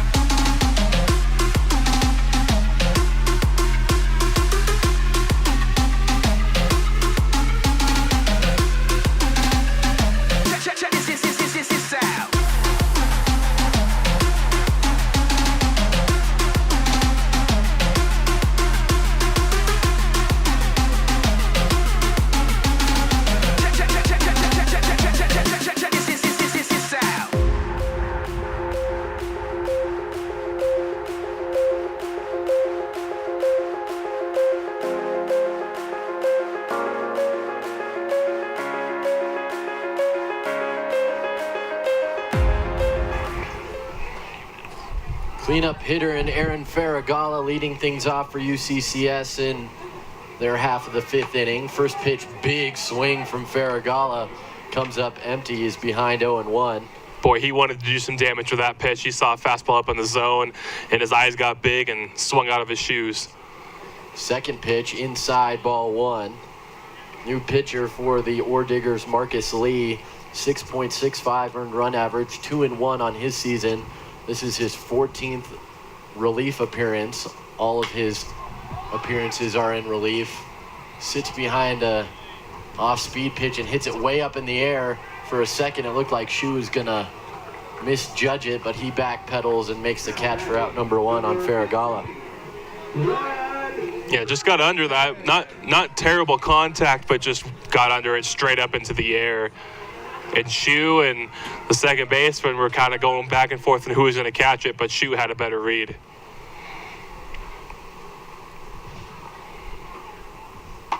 First pitch to Brad Madison misses. Final line on Blake Ripp. He goes just 1 inning, 2 hits, no runs, no walks, 1 punch out. Faced 5 Mountain Lions and threw 20 pitches. 1-1 on the second consecutive batter here on Brad Madison. It was the 1-1 pitch that Farragala hit high in the air into Shu's glove in short center. Swung on and missed there from Brad Madison, and he's behind 1-2.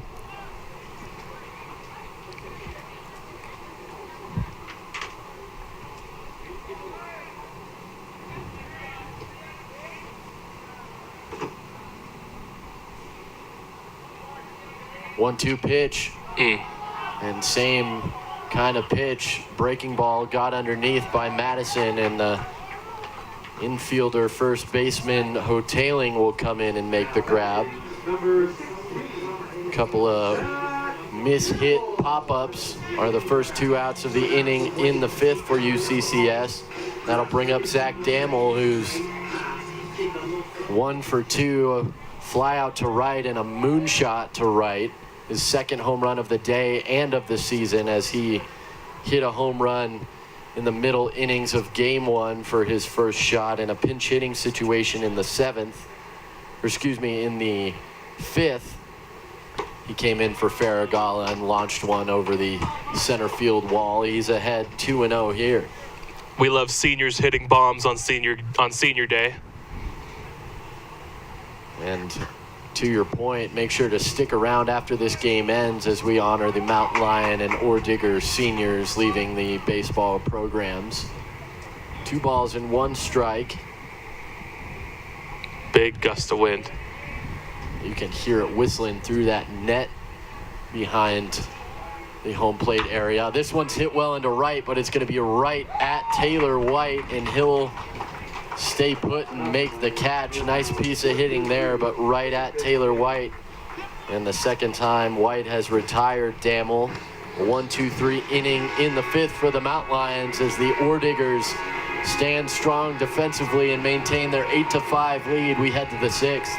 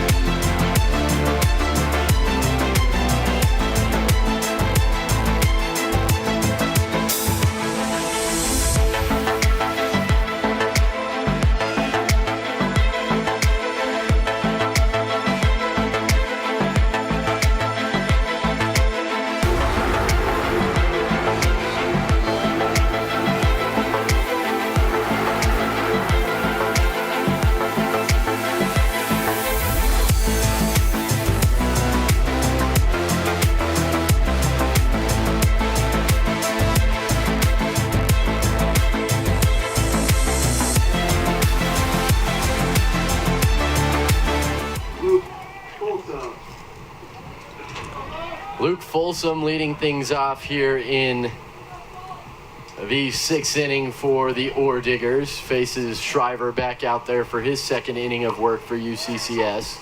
First pitch at the knees called strike 1.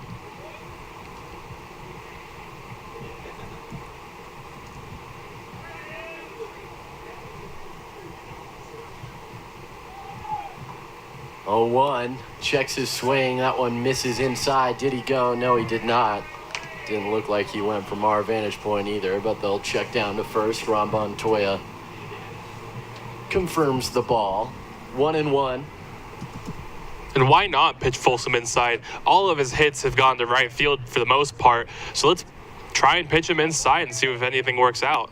Swung on and missed. Good inside fastball gets him to bite on that one, and ahead is Shriver. 1 ball and 2 strikes, and lots of the offense has been going the opposite way for the Orediggers, so kind of could be more of a consistent strategy for the pitching staff of UCCS. We'll keep an eye on it. 1-2 pitch. This time he goes outside, just misses the corner. Great spot as Folsom kind of leaning over like he wanted to take a fire at that one, but stays patient. 2-2. Yeah, I don't know how you hold up on a pitch like that. When I used to play baseball, I would swing at that pitch all day long. 2-2 pitch.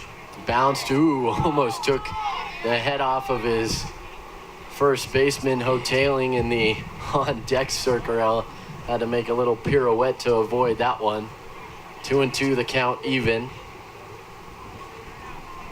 Had a teammate in high school that leaned over the plate when he wanted it so far that sometimes he'd actually fall into the left-handed batter's box.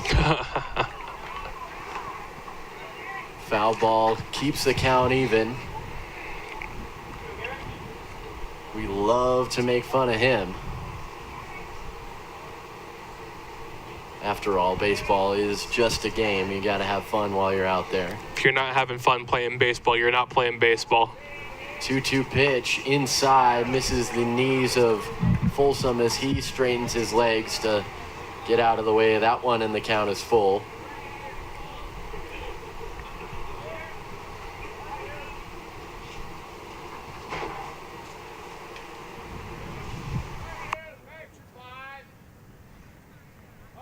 Three-two.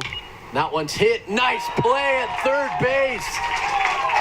Nate Heffelbauer takes a single away of Luke Folsom. Yeah, great leaping catch. That ball laced down, supposed to go down to the wall, and he jumps and makes a catch for the first out of the inning. A line out, and what a defensive series for Nate Heffelbauer over at third base has this one been. Out number 1 on the line out. Oh, this ball's crushed to center field. Will it go off the batter's eye? It will, so takes a home run away, but extra bases for Hoteling. Up with it is Farragala, and it'll keep him at second base.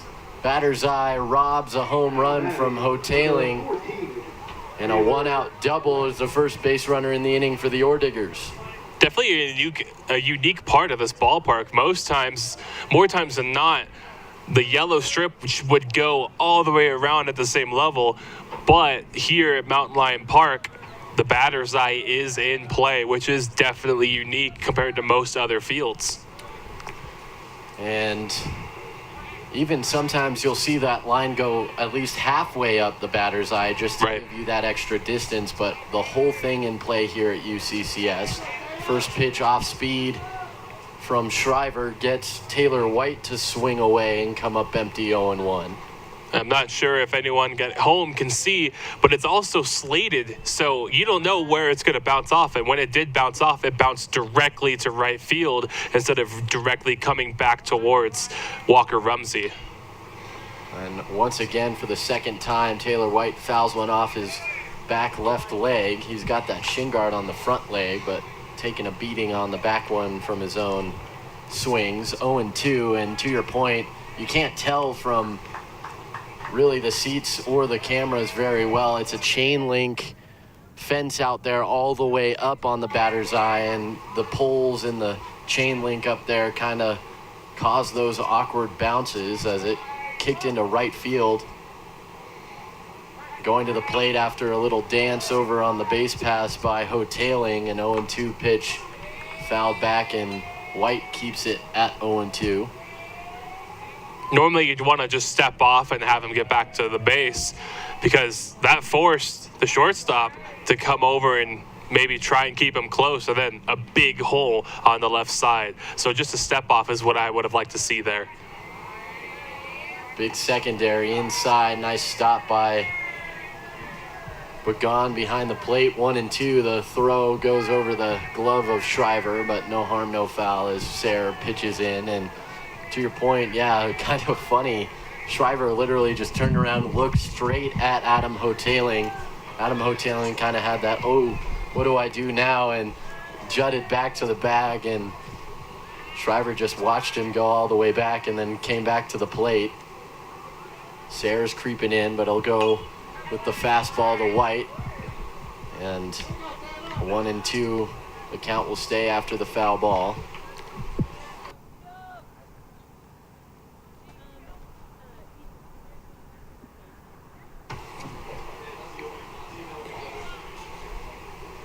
One and two, one out. Runner on second base is Hotailing, who doubled off of the batter's eye.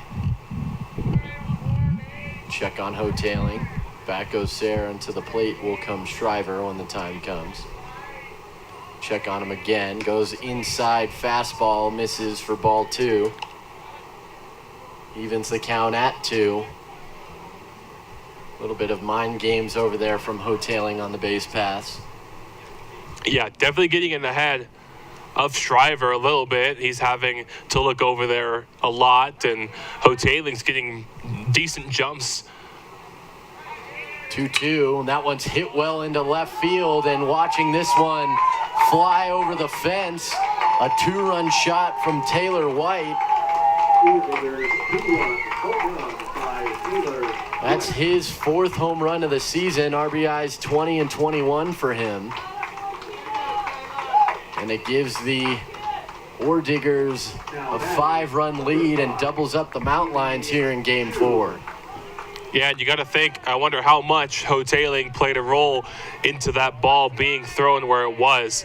Ended up being a fastball basically right down the middle, and White slaps it way over the wall onto the hill in left center. So maybe a little bit of Shriver getting in his head, thinking of the runner on second, but forgetting to focus mostly on the batter at the plate. Outside for ball 1 as Shu takes his 4th turn at the plate. All flyouts 0 for 3 for him. 1 to center, 2 to right. This one's in play behind home plate, but will cheat just over the protective netting and out of play. 1 ball and 1 strike now on the shortstop. And unfortunately, with the Orediggers extending their lead, a 3-run game turns into a 5-run game, and this is a 7-inning game as well. The Mountain Lions only have 6 outs to work with going for the rest of this game. Certainly can score them in bunches, as you saw in the 3rd inning, putting up 4 were the Mountain Lions. That one's in there on the inside half for called strike 2. 1-2 now on Eli Shu. And yesterday in Game 2, Orediggers scored 6 in the first. Mountain Lions scored 6 in the second. So it's definitely not unheard of to score that many runs in between these two teams. This one's on the ground. Heffelbauer up with it, and he'll throw across. Nice play once again by Heffelbauer over there. Makes it look easy for the second out on the 5-3 put out. 2 outs, nobody on now for Brady Velteen. He's got a pair of singles and a flyout in 3 tries.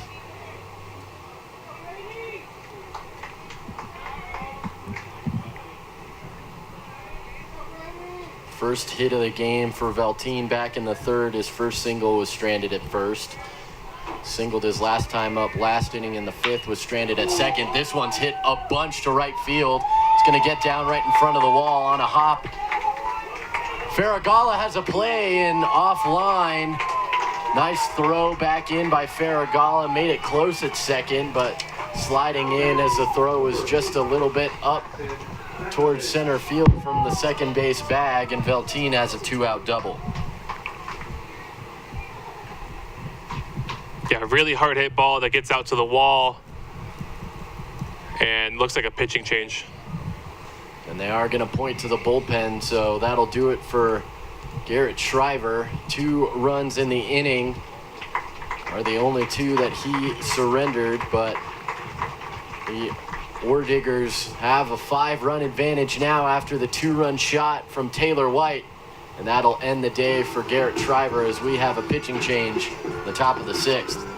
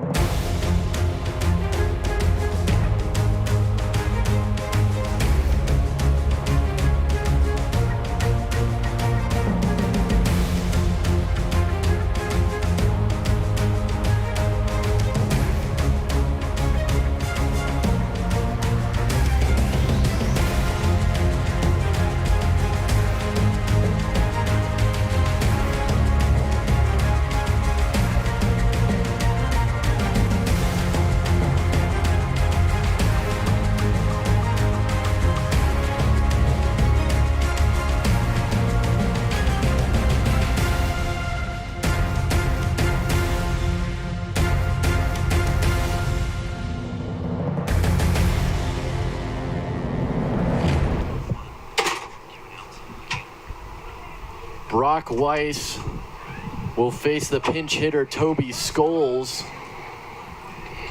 who comes in place of Bakovic and hits it off the end of the bat into left field. It gets past Campbell. He misplays it, and that allows the run to score. That'll go against Shriver, as that was his base runner.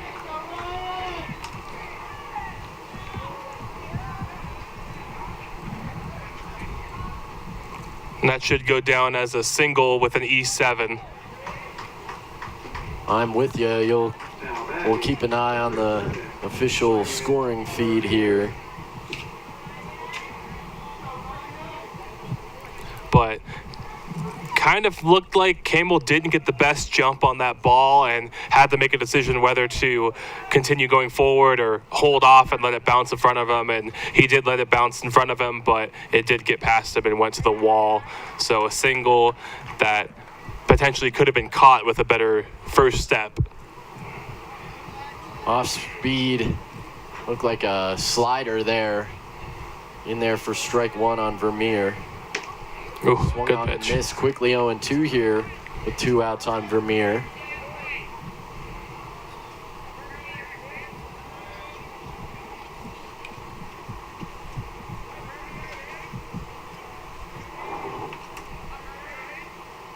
Way outside, but nice stop by Begon. 1-2.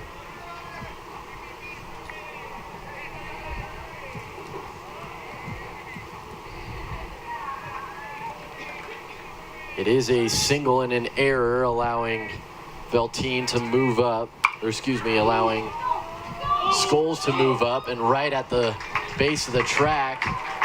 Orediggers fans wanted that one to sail out, but into the glove of Farragalla ends the inning, and the Mountain Lions have 6 outs to work with to get as many runs. Down 6, 11-5. We go to the bottom of 6 from Mountain Lion Park. Fourth runner on base.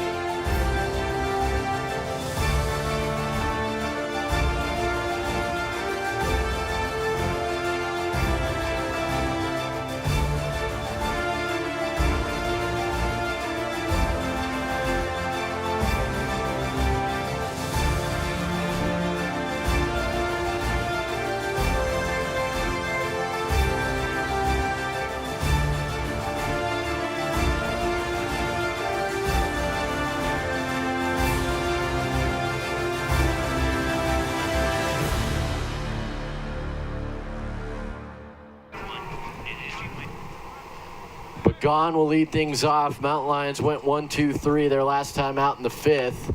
That one's just inside for ball 1. Good patience from the catcher of the Mountain Lions. Marcus Lee back out there for Colorado School of Mines. A pitch here. That one's going to be just below the knees as well. 2 balls and no strikes.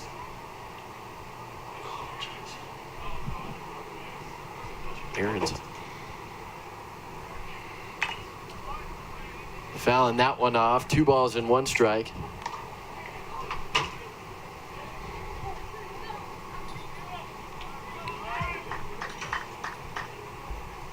Three runs in the top half of the inning. Give the Orediggers a 6-run advantage as the Mountain Lions have work to do. The last 6 outs they have to work with. Fouling that one back, evening the count at 2 is Begon. Third pitcher of the game for Colorado School of Mines. Wire started things, was relieved by Rip, who went 1 inning. And Lee relieving Rip. 3 innings for Wire, 1 inning from Rip.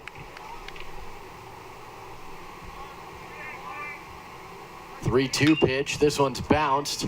Fair ball over at third. Can Begon beat the throw? Close play, but not quite. And out number 1 as Veltine throws out Begon.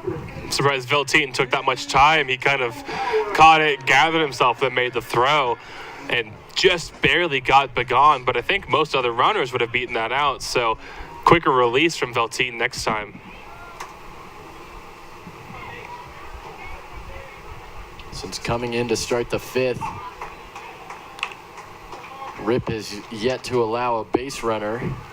Delivers for strike 1 on Nate Heffelbauer, one of the highlighted seniors here today. 0-1. Breaking ball just misses the inside half.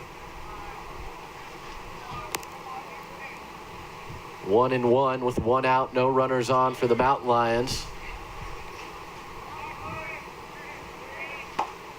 That one in there for a called strike, 1-2.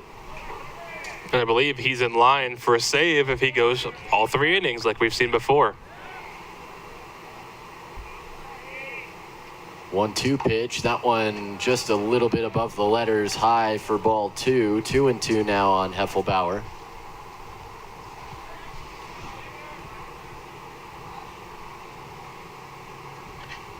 Two-two pitch. That one swung on. This will be out of play into the crowd.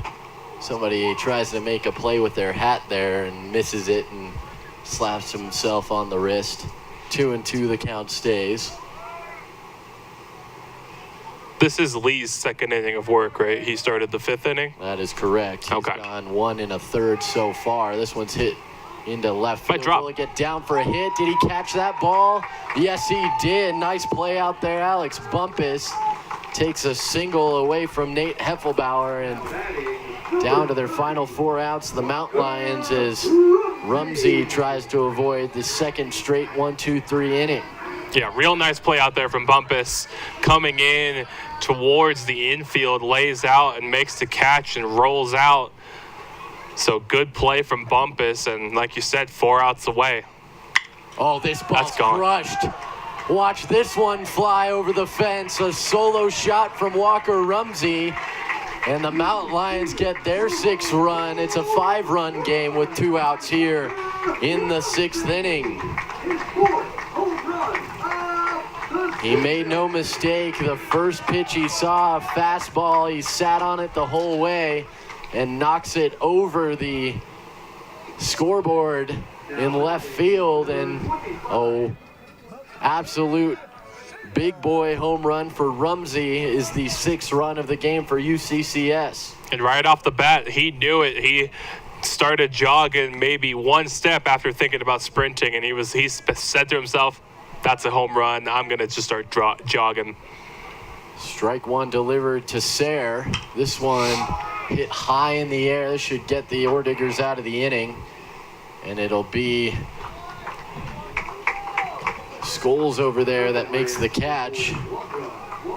And that ends the inning for actually it's Bonds that came in for Bakovic, after Scholl's pinch hit, he'll make the catch, and that ends the inning for the Mountain Lions. But they do get a run back after the no-doubter from Rumsey. It's a 5-run game once again as we go to the top of the 7th.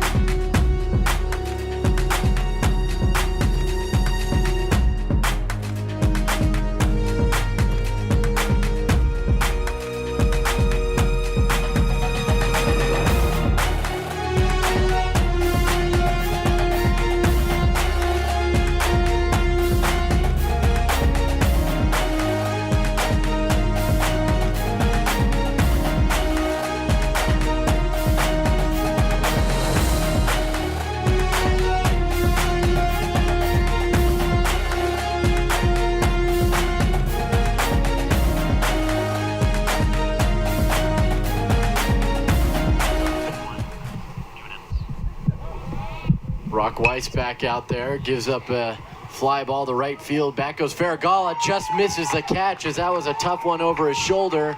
Gets down, going to third. The relay throw, oh, and it goes away, but stays in play. Would have been close. Heffelbauer unable to handle it, and that allows, I believe it'll be a triple. Yeah, that should go as a triple. That throw was on line. I almost wonder if it hit Bumpus as he was sliding in head first to third base, because I don't know how Heffelbauer didn't catch that ball. So it makes me think that it went off of the runner. It is a triple indeed, as wasn't a misplay out there, just a tough play for Farragalla, and this one's going to get over the fence. Wow. Mason Andrews just demolished that baseball, and a 2-run shot from him gives the Orediggers back their 7-run lead. 13-6 our score. And just when the Mountain Lions had a little bit of life, the Orediggers come up and they just silence them again, making this game a 7-run lead. 2 pitches in the inning from Brock Weiss. 2 absolute shots. One just about the warning track and right over the head of Farragalla for a triple. Second one way over the fence in right center for a 2-run shot. Just like that, it's a 13-6 game. Swung on, this one's hit very well, but out of play, foul on the first base side. For Folsom, it evens the count 1-1. Who's hit hard hit balls in all 4 at bats. His comebacker to the pitcher was hard hit, and then he lined out to Heffelbauer at third base. So lots of hard hit balls from Folsom in this game again.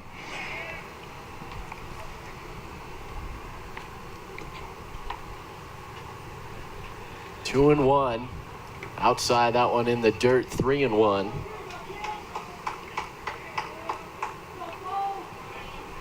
Folsom has a pair of doubles, 3 RBIs, is 2 for 4 overall with a comebacker and a line out. Nice play to take a base hit away from him the last time up over there at third base by Nate Heffelbauer to make the first out of the 6th inning. 3-2 now, the count full on Folsom.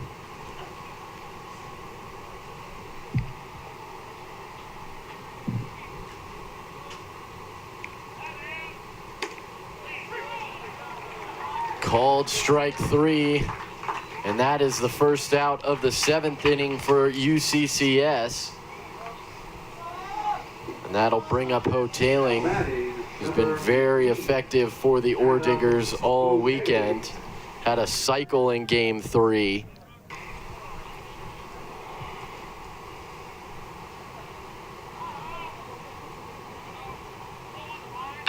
Oh, this ball's crushed. See you later to right field, Adam Ho-Tailing. Solo shot from him. He's got his 2nd RBI in 3rd runs scored. He's now 3 for 5 with a pair of doubles and a home run. And the Orediggers just piling on now. Now batting, number 14, Taylor White. Taylor White comes to the plate. His last time up last inning, he had a 2-run shot. That one was to left field. Takes for ball 1 to open his at-bat. 1-0 inside 2-0. This will probably be Brock's inning no matter what happens. I imagine so, as this ball's crushed to center field. Looking up, will it go off the batter's eye? No, sir.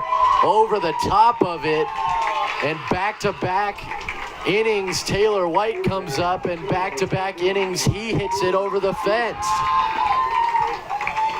That was no cheap shot. Going over the center field wall like that, you got to hit it very, very far. Now batting, Back-to-back home runs in the inning as well for the Orediggers.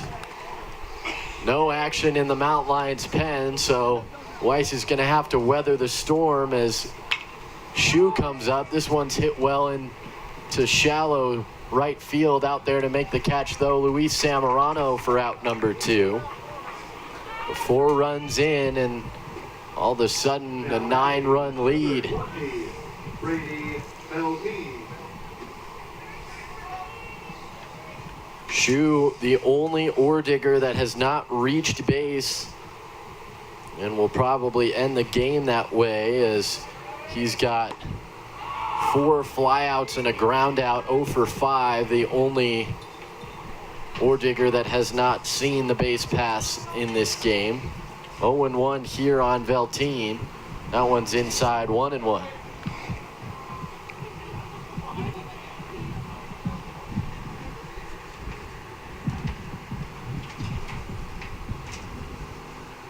This one's on the ground. This should get the Mount Lions out, as easily Samorano settles behind it, picks it up and throws it across to Brad Madison. But damage done even further. 4 runs. 3 home runs in the inning, a 2-run shot from Andrews, and solo shots from Hoteling and White. And all of a sudden, a 9-run cushion as we head to the bottom of the final frame here. 15-6 in favor of the Orediggers. Nothing ever comes out of comes with the cocktail. Well, this time.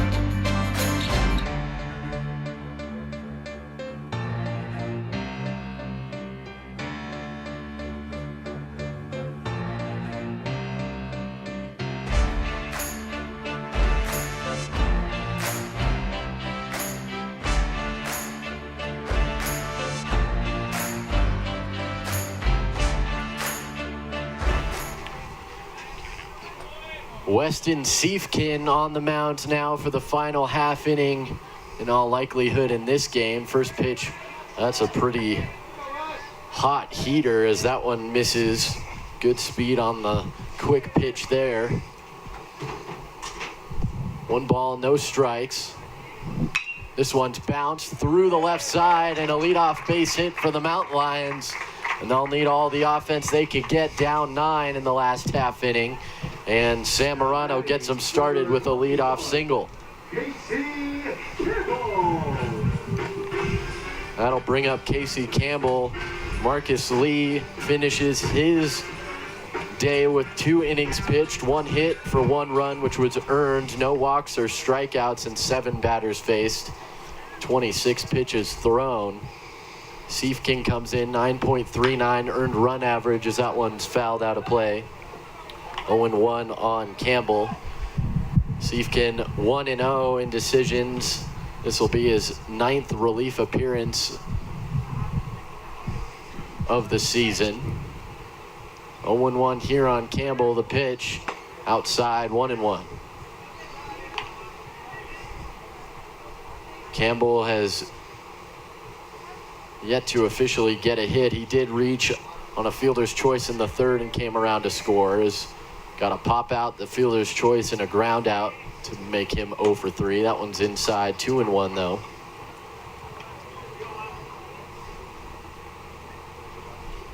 Faragala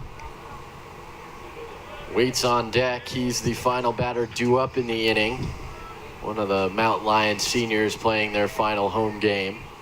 2-1. That one's hit over the head of Caden Bonds, and this should be extra bases as it goes to the wall. Zamorano is going to get the stop sign at 3rd base. And 2nd and 3rd, nobody out for the big bat in Faragala. Yeah, a little bit of light for the Mountain Lions in the bottom half of the last inning. Good double from Campbell. And Hayjack holding Zamorano on 3rd. No reason to try and run into an out there, especially when you're down 9 runs. Just got to start chipping away. And Faragala's got a good chance to extend this inning.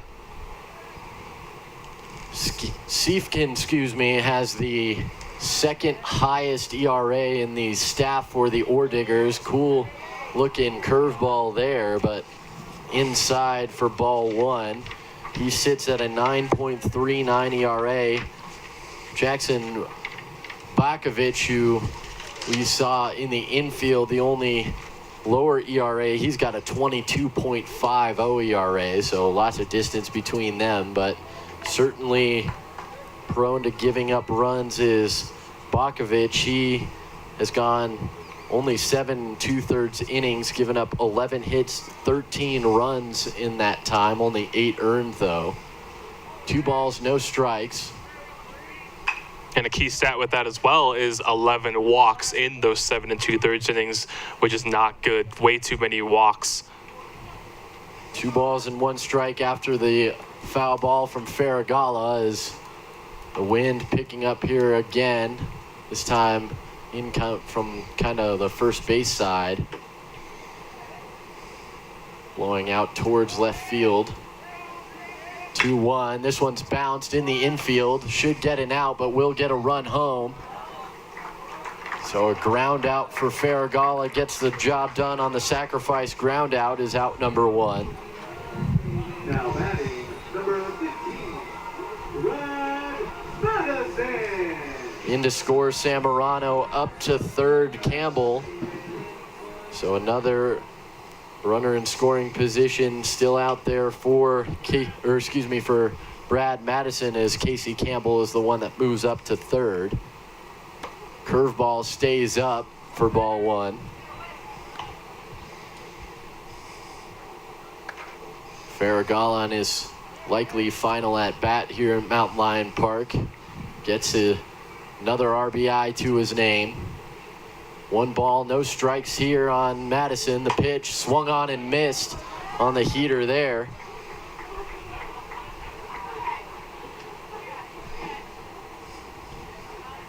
Zach Dammel, who has a home run in this game, waits on deck. He will most likely bat, as a double play is unlikely in this situation. Swung on, this one's hit down the left field line. This may be extra bases for Madison. They will send him to second as it gets into the corner.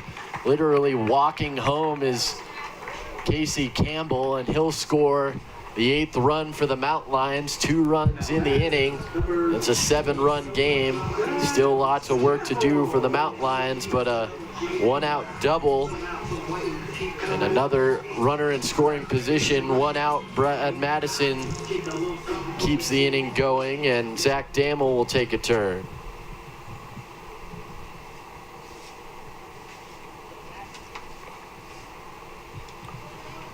Dammel, a couple of flyouts over to Taylor White and right, and then a home run. This one's hit well to left. This should stay in the park. Bumpus over there at the base of the track. Staying at second base is Madison, and the second out of the inning with another well-hit outfield fly ball is Dammel. Now batting, number 29. Brandon Bagon will come up for his 4th at-bat. He is 0 for 2 with a walk, a strikeout, and a ground out as he tries to reach with a hit for the first time in this game. The only game we've seen him in this weekend is game 4 today. Takes for strike 1 there on the breaking ball.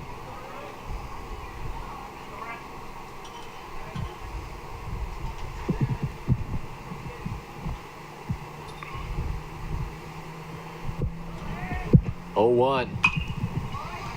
That was a heavy fastball. Fouled back. Late on it was Bagon. Out of play on the first base side. 0-2 here with 2 outs, and the Mountain Lions are down to their final strike.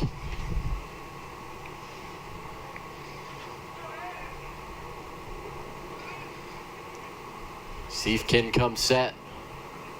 Checks back on Madison for a moment. 0-2 inside. 1-2.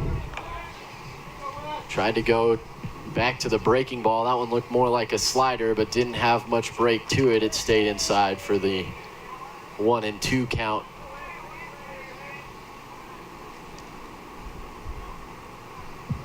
Another pitch here. This one's bounced in the infield and misplayed over there by Shu. So an error for sure on Shu will extend the game. Now batting, number 8. It is indeed E6 officially. Moving up to third is Madison as he was off with contact. Heffelbauer will get another at-bat on his senior day.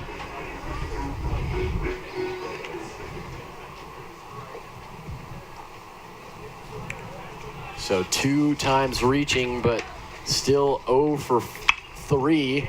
This one, nice play by Shu. Can he throw out Heffelbauer? He can. Wow, Eli Shu makes up for his error and steals a base hit away from Nate Heffelbauer, and that will end the game. 15-8 the final score. But don't go too far. We're going to have senior day ceremonies here in a moment. But the Orediggers take 3 of 4 from the UCCS Mountain Lions here in Colorado Springs and cement themselves in 5th place in the RMAC.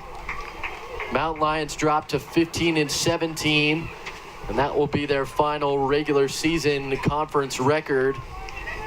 20-30 overall for UCCS.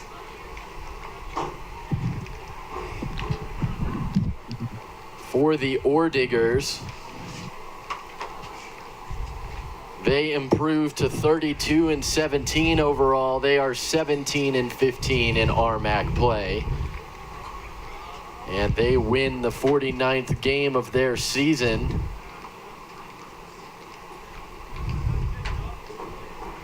Two hours and 10 minutes this game took. His first pitch was thrown at 2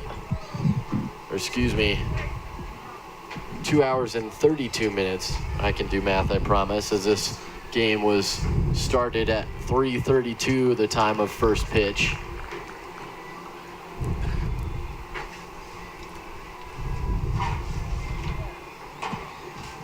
And the Orediggers and Mountain Lions will shake hands as the regular seasons for these two teams end.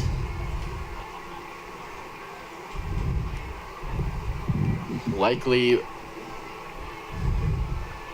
that the Orediggers and Mountain Lions will probably mix things up from the expected outcomes in the tournament next weekend, as they've been playing very good baseball down the stretch, have both of these teams.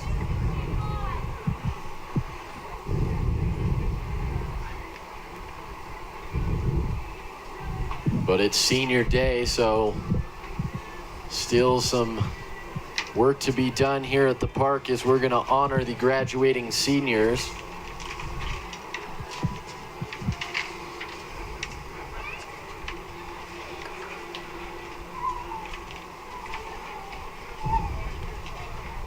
There's 9 seniors in the Mountain Lions program that will be recognized.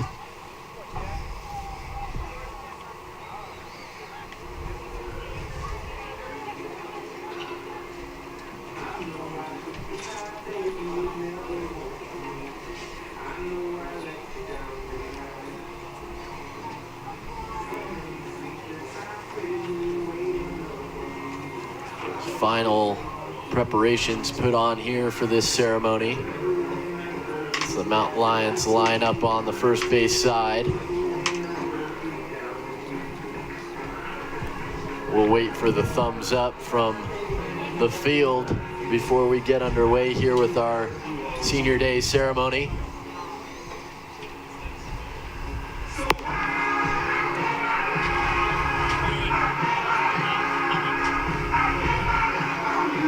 Seniors here for the Mountain Lion program coming to grab their parents and supporters.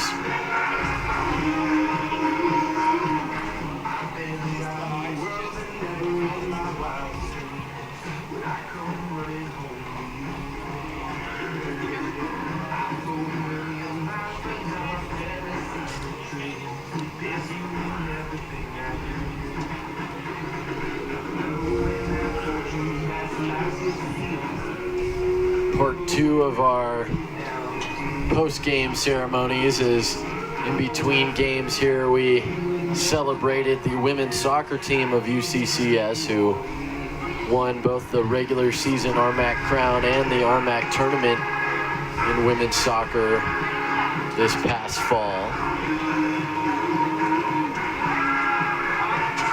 We'll put the last touches on the preparations before this one. Once again, the final score of Game 4, 15-8 in favor of the Orediggers. They win the series 3-1 here in Colorado Springs to end the regular season. It's Dave Hadjic and Sports Information Director Eric Mason get things ready here on the field.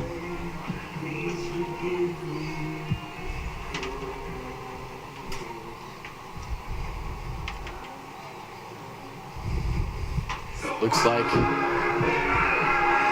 we're just about ready to go.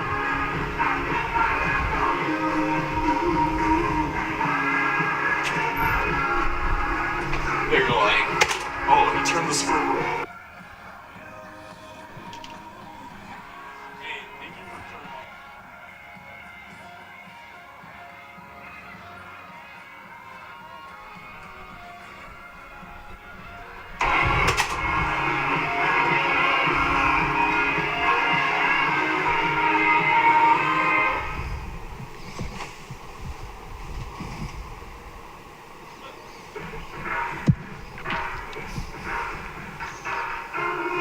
For UCCS, a little bit of a passing the torch moment here, as many of the starters that we've seen for several years will leave the program. For us up here in the booth, it's going to be weird in the coming seasons to announce a starting lineup that doesn't have Aaron Farragala in it, or Jonathan Coles at the top of the rotation. Jaden Hegman, Nate Heffelbauer kind of regular names in that UCCS infield, they'll say so long after this season. Andrew Danko, a regular option off the bench, as well as Zach Dammel. And Brian Marquez and Joseph Harris, premier relievers that are also saying so long to Mountain Lion Park after this afternoon. So lots of transition going to be going on in the Mountain Lions lineup at the start of the spring in 2023.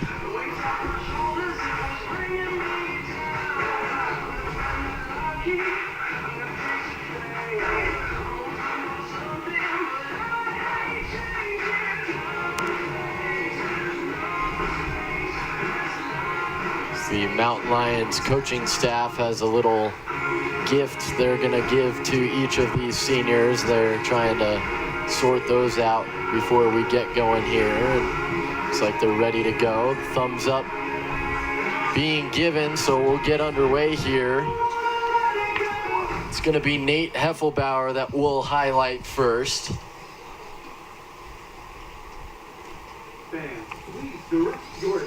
For Nate, he is a four-year student athlete of this Mountain Lion baseball program. He joined back in 2019 and has played 38 total games as a Mountain Lion, 26 career starts, making his first career start last season in the RMAC pod.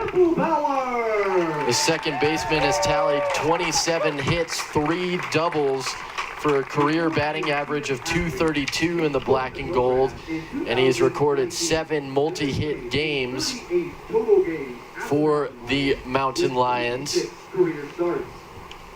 He included a career high 3 hits earlier this season after going 3 for 4 against the MSU Denver Roadrunners here at Mountain Lion Field back on March 25th.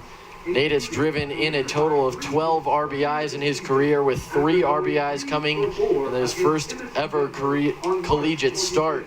We mentioned that was back in the RMAC pod last season. 12 RBIs in his career, with 3 RBIs coming. The Castle-Pines Colorado native produced an impressive day in the diamond that include 2 for 4 performance with 3 runs driven in at the plate and 2 putouts at second base to help the UCCS Mountain Lions to the 21-6 win over New Mexico Highlands on March 11, 2021. No doubt the highlight of his career. In the field, Nate has shown his quick glove work by turning 7 double plays in 2022, also recording 51 total putouts and 65 assists in his career. The 2-time RMAC All-Academic Honor Roll selection. Nate is joined today on the field by his parents, Mike Heffelbauer and Tammy Harris, and his brother Logan Heffelbauer, as he certainly had a very impressive career, has the middle and turn corner infielder for the Mountain Lions, Nate Heffelbauer.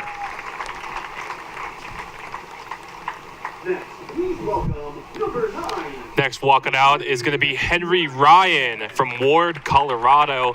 Henry is a 5-year student athlete of UCCS baseball who has played in 45 games for the Mountain Lions.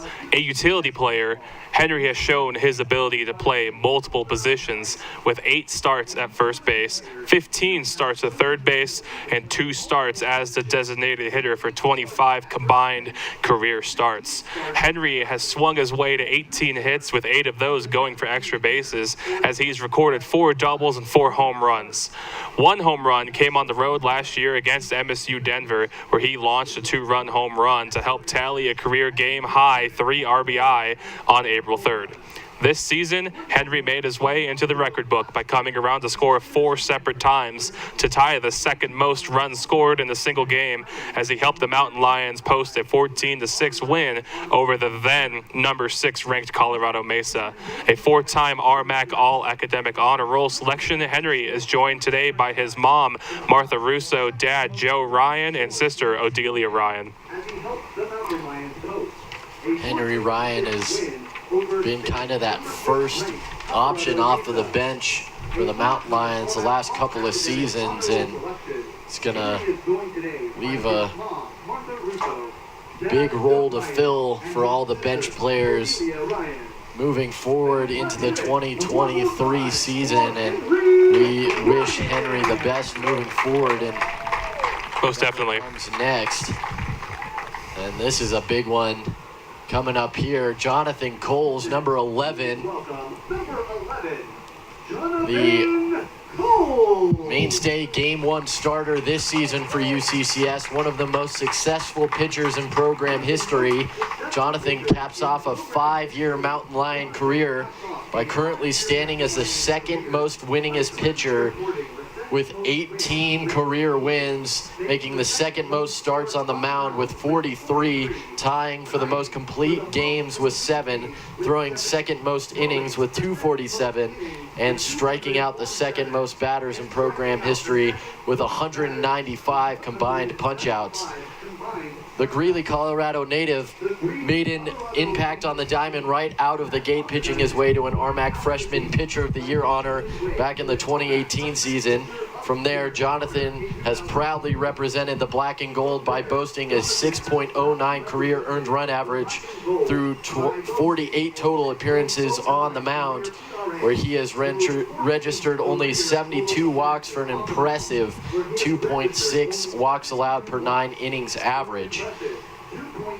The 2-time RMAC Pitcher of the Week selection has numerous stellar outings in his collegiate career, but one of his top appearances came last season in the RMAC tournament, where Jonathan worked a 9-inning complete game against the number 1 ranked Colorado Mesa Mavericks by holding the top team in the country to just 1 run on 5 hits, and helped spark the UCCS championship run in the tournament last year.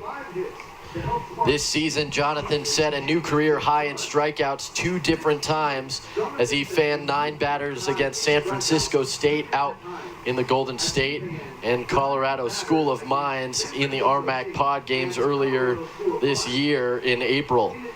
In addition to his Conference Freshman of the Year award, 2 Conference Pitcher of the Week honors, Jonathan has been a top student by earning 3 conference honor roll selections and 1 RMAC All-Academic First Team honor in his career. Jonathan is joined by his parents Jim and Kathy Coles on the field. And that's going to be a tough loss as the ace of the program says his final goodbyes and gives hugs down the Mountain Lion lineup. Definitely, and the next guy coming out for the Mountain Lions, the guy who hit his first 2 home runs of the season today, Zach Dammel. And Zach has spent 5 years as a Mountain Lion with the Lone Tree, Colorado native, playing 19 games in the black and gold. Zach tallied 9 hits and found the gap twice for 2 doubles, and he also bagged 2 RBI in his career. This season, Zach has registered 5 hits in 9 games for a .238 batting average while driving in 1 run. He strung together a 3-game hitting streak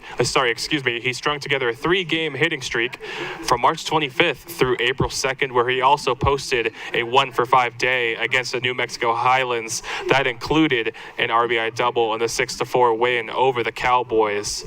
A 2-time selection to the RMAC All-Academic Honor Roll, Zach is joined today by his parents Mike and Rochelle Dammel, grandparents Rita and Ed Dammel, and brother Aaron Dammel. That's a big family out there, and as you mentioned, in the 3rd inning of Game 4 and in the 5th inning of Game 3, 2 absolute no-doubt shots. And Zach Dammel having his first 2 home runs come on the day where he will be celebrated as one of the exiting seniors.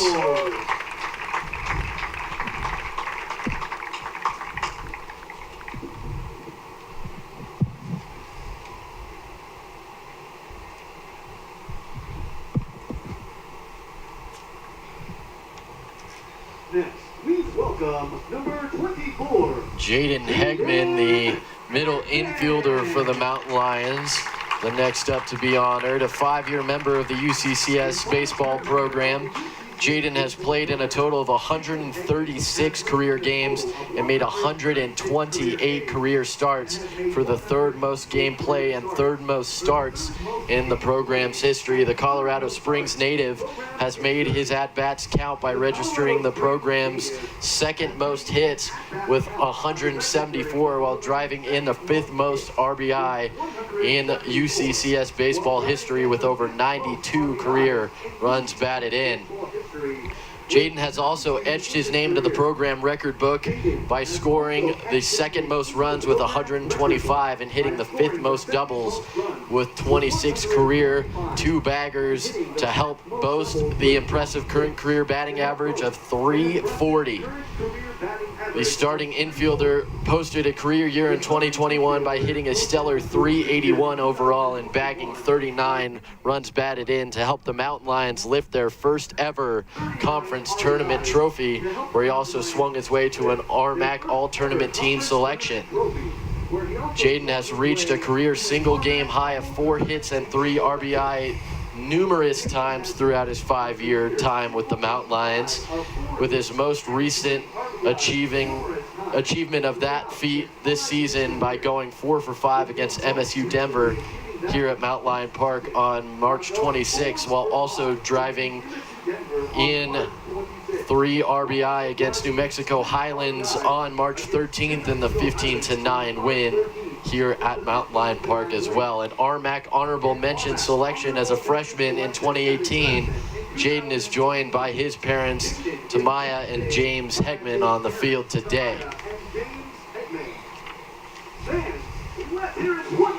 And kind of that fifth infielder for the Mountain Lions the last couple of years, a big loss as another starter comes out next. Yeah, Walker Rumsey, the star center fielder.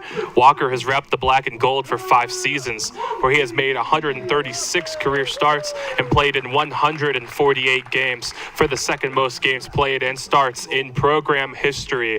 A threat on the base paths, Walker has nabbed 32 stolen bases for the program's third most, as he's collected 42 extra base hits, including 27 doubles, 4 triples, and 11 home runs. In 2022, Walker has driven in a season-high 27 RBIs to total 86 career RBI. The Lakewood, Colorado native surpassed 100 career hits this season by reaching 109 with 7 multi-hit games on the year.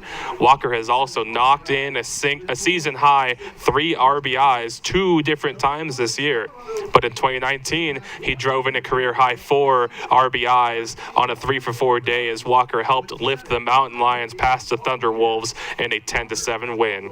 Joining Walker today are his parents Tammy and Mike Rumsey, brother Devin Rumsey, and girlfriend Kendall Stillwell. And for Rumsey, he's been one of the most sure gloves out there defensively for the Mountain Lions. It's going to be tough to see him go. Another name that is going to be very strange not mentioning in the starting lineup next spring, as he gives a hug to all of his teammates out there on the first baseline. He'll get one final ovation here as he makes his way up the first baseline and says so long to his teammates. Next up will be Brian Marquez, the reliever out of the pen for the Mountain Lions. Has spent 3 seasons in the black and gold, where he has made 23 career appearances and 10 starts on the mound. The Southpaw joined the Mountain Lions back in 2020 and has tossed 55 complete innings to notch 3 wins and 3 career saves. All 3 wins came during the 2020 season, where he notched an impressive 4.38 ERA, and he went on to register 2 saves during that 2021 season, with 1 save this season in 2022. Brian has tallied 46 career strikeouts in his Mountain Lion career, including a single game career high 7 strikeouts against Biola University in 2020. One of Ryan's best outings came in his first ever start as a Mountain Lion by throwing a career high 6 full innings against Cal Poly Pomona, with only 1 run given up on 2 hits in that game. Brian is joined today by his parents Heather and Heather and Michael Marquez, and one of the top options out of the Mountain Lion pen. And it'll be tough to say goodbye as he says so long to Mountain Lion Park this afternoon. Yeah, and another big name coming out of the lineup, Aaron Farragala. He is a big bat. He's going to be coming out. He's a senior in just a second. But a 3-year member of the UCCS baseball program, Aaron has served as a big bat in the Mountain Lion lineup for the past 2 seasons, as he currently boasts a .351 career batting average, which ranks as the second best average in program history. The heavy hitter has driven in 75 RBIs as a Mountain Lion, with 16 home runs, 22 doubles, and 4 triples for a stellar .607 slugging percentage, which currently ranks as the 4th best in program history. Aaron has registered 30 or more RBI and 8 home runs in back-to-back seasons, with 2 grand slams in 2022, including the massive walk-off grand slam against the MSU Denver Roadrunners in an 8-6 win. The Castle Rock, Colorado native has garnered 22 multi-hit games and 18 multi-RBI games in 85 games, as Aaron has made a total of 82 career starts.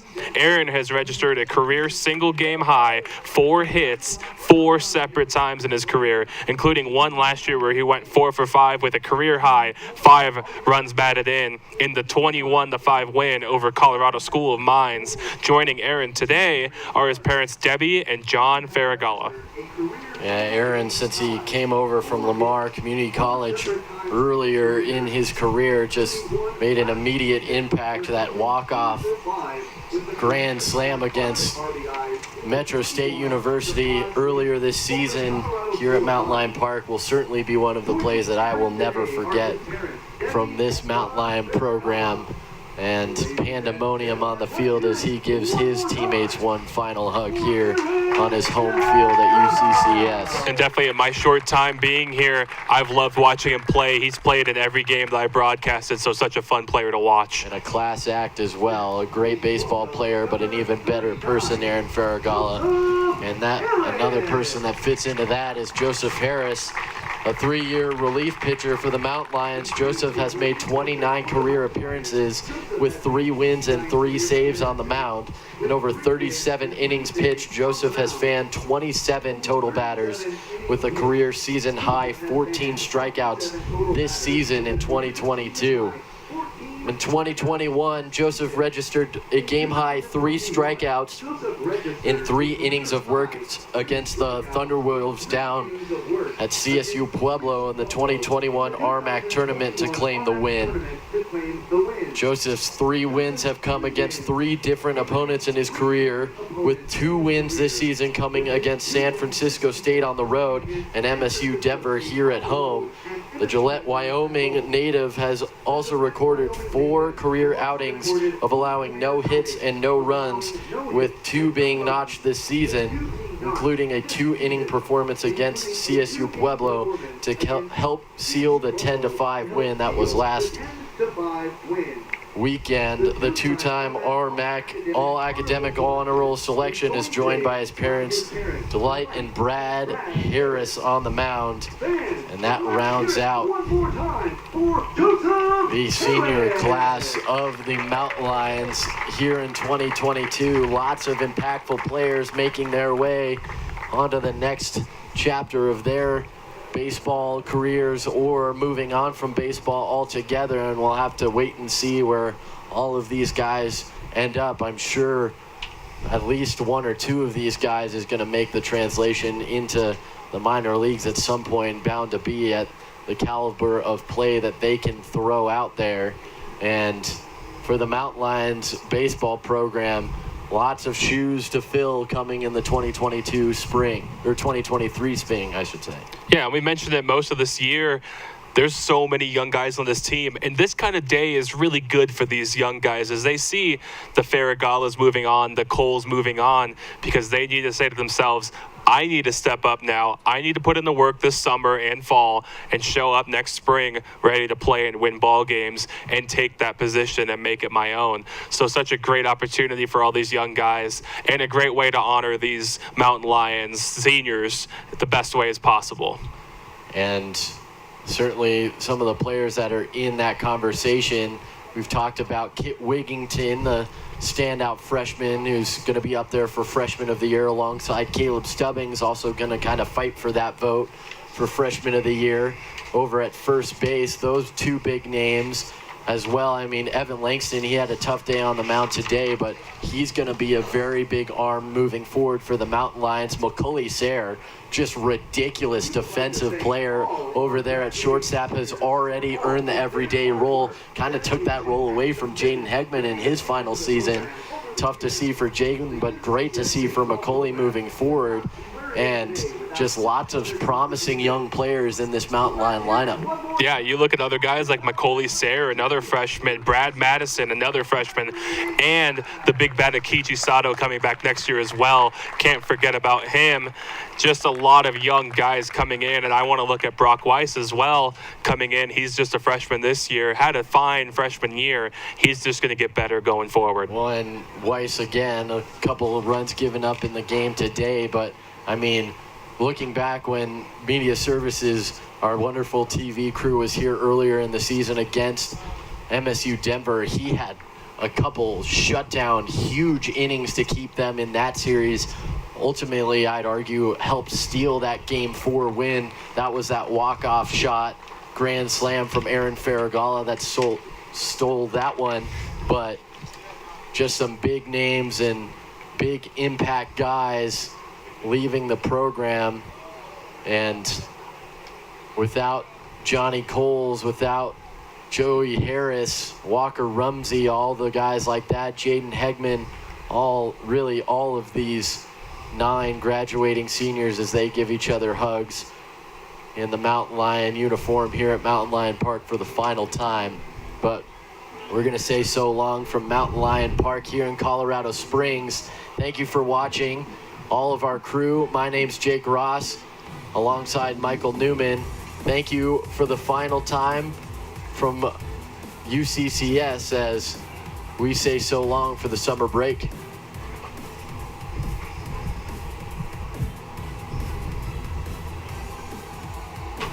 I don't know, did you?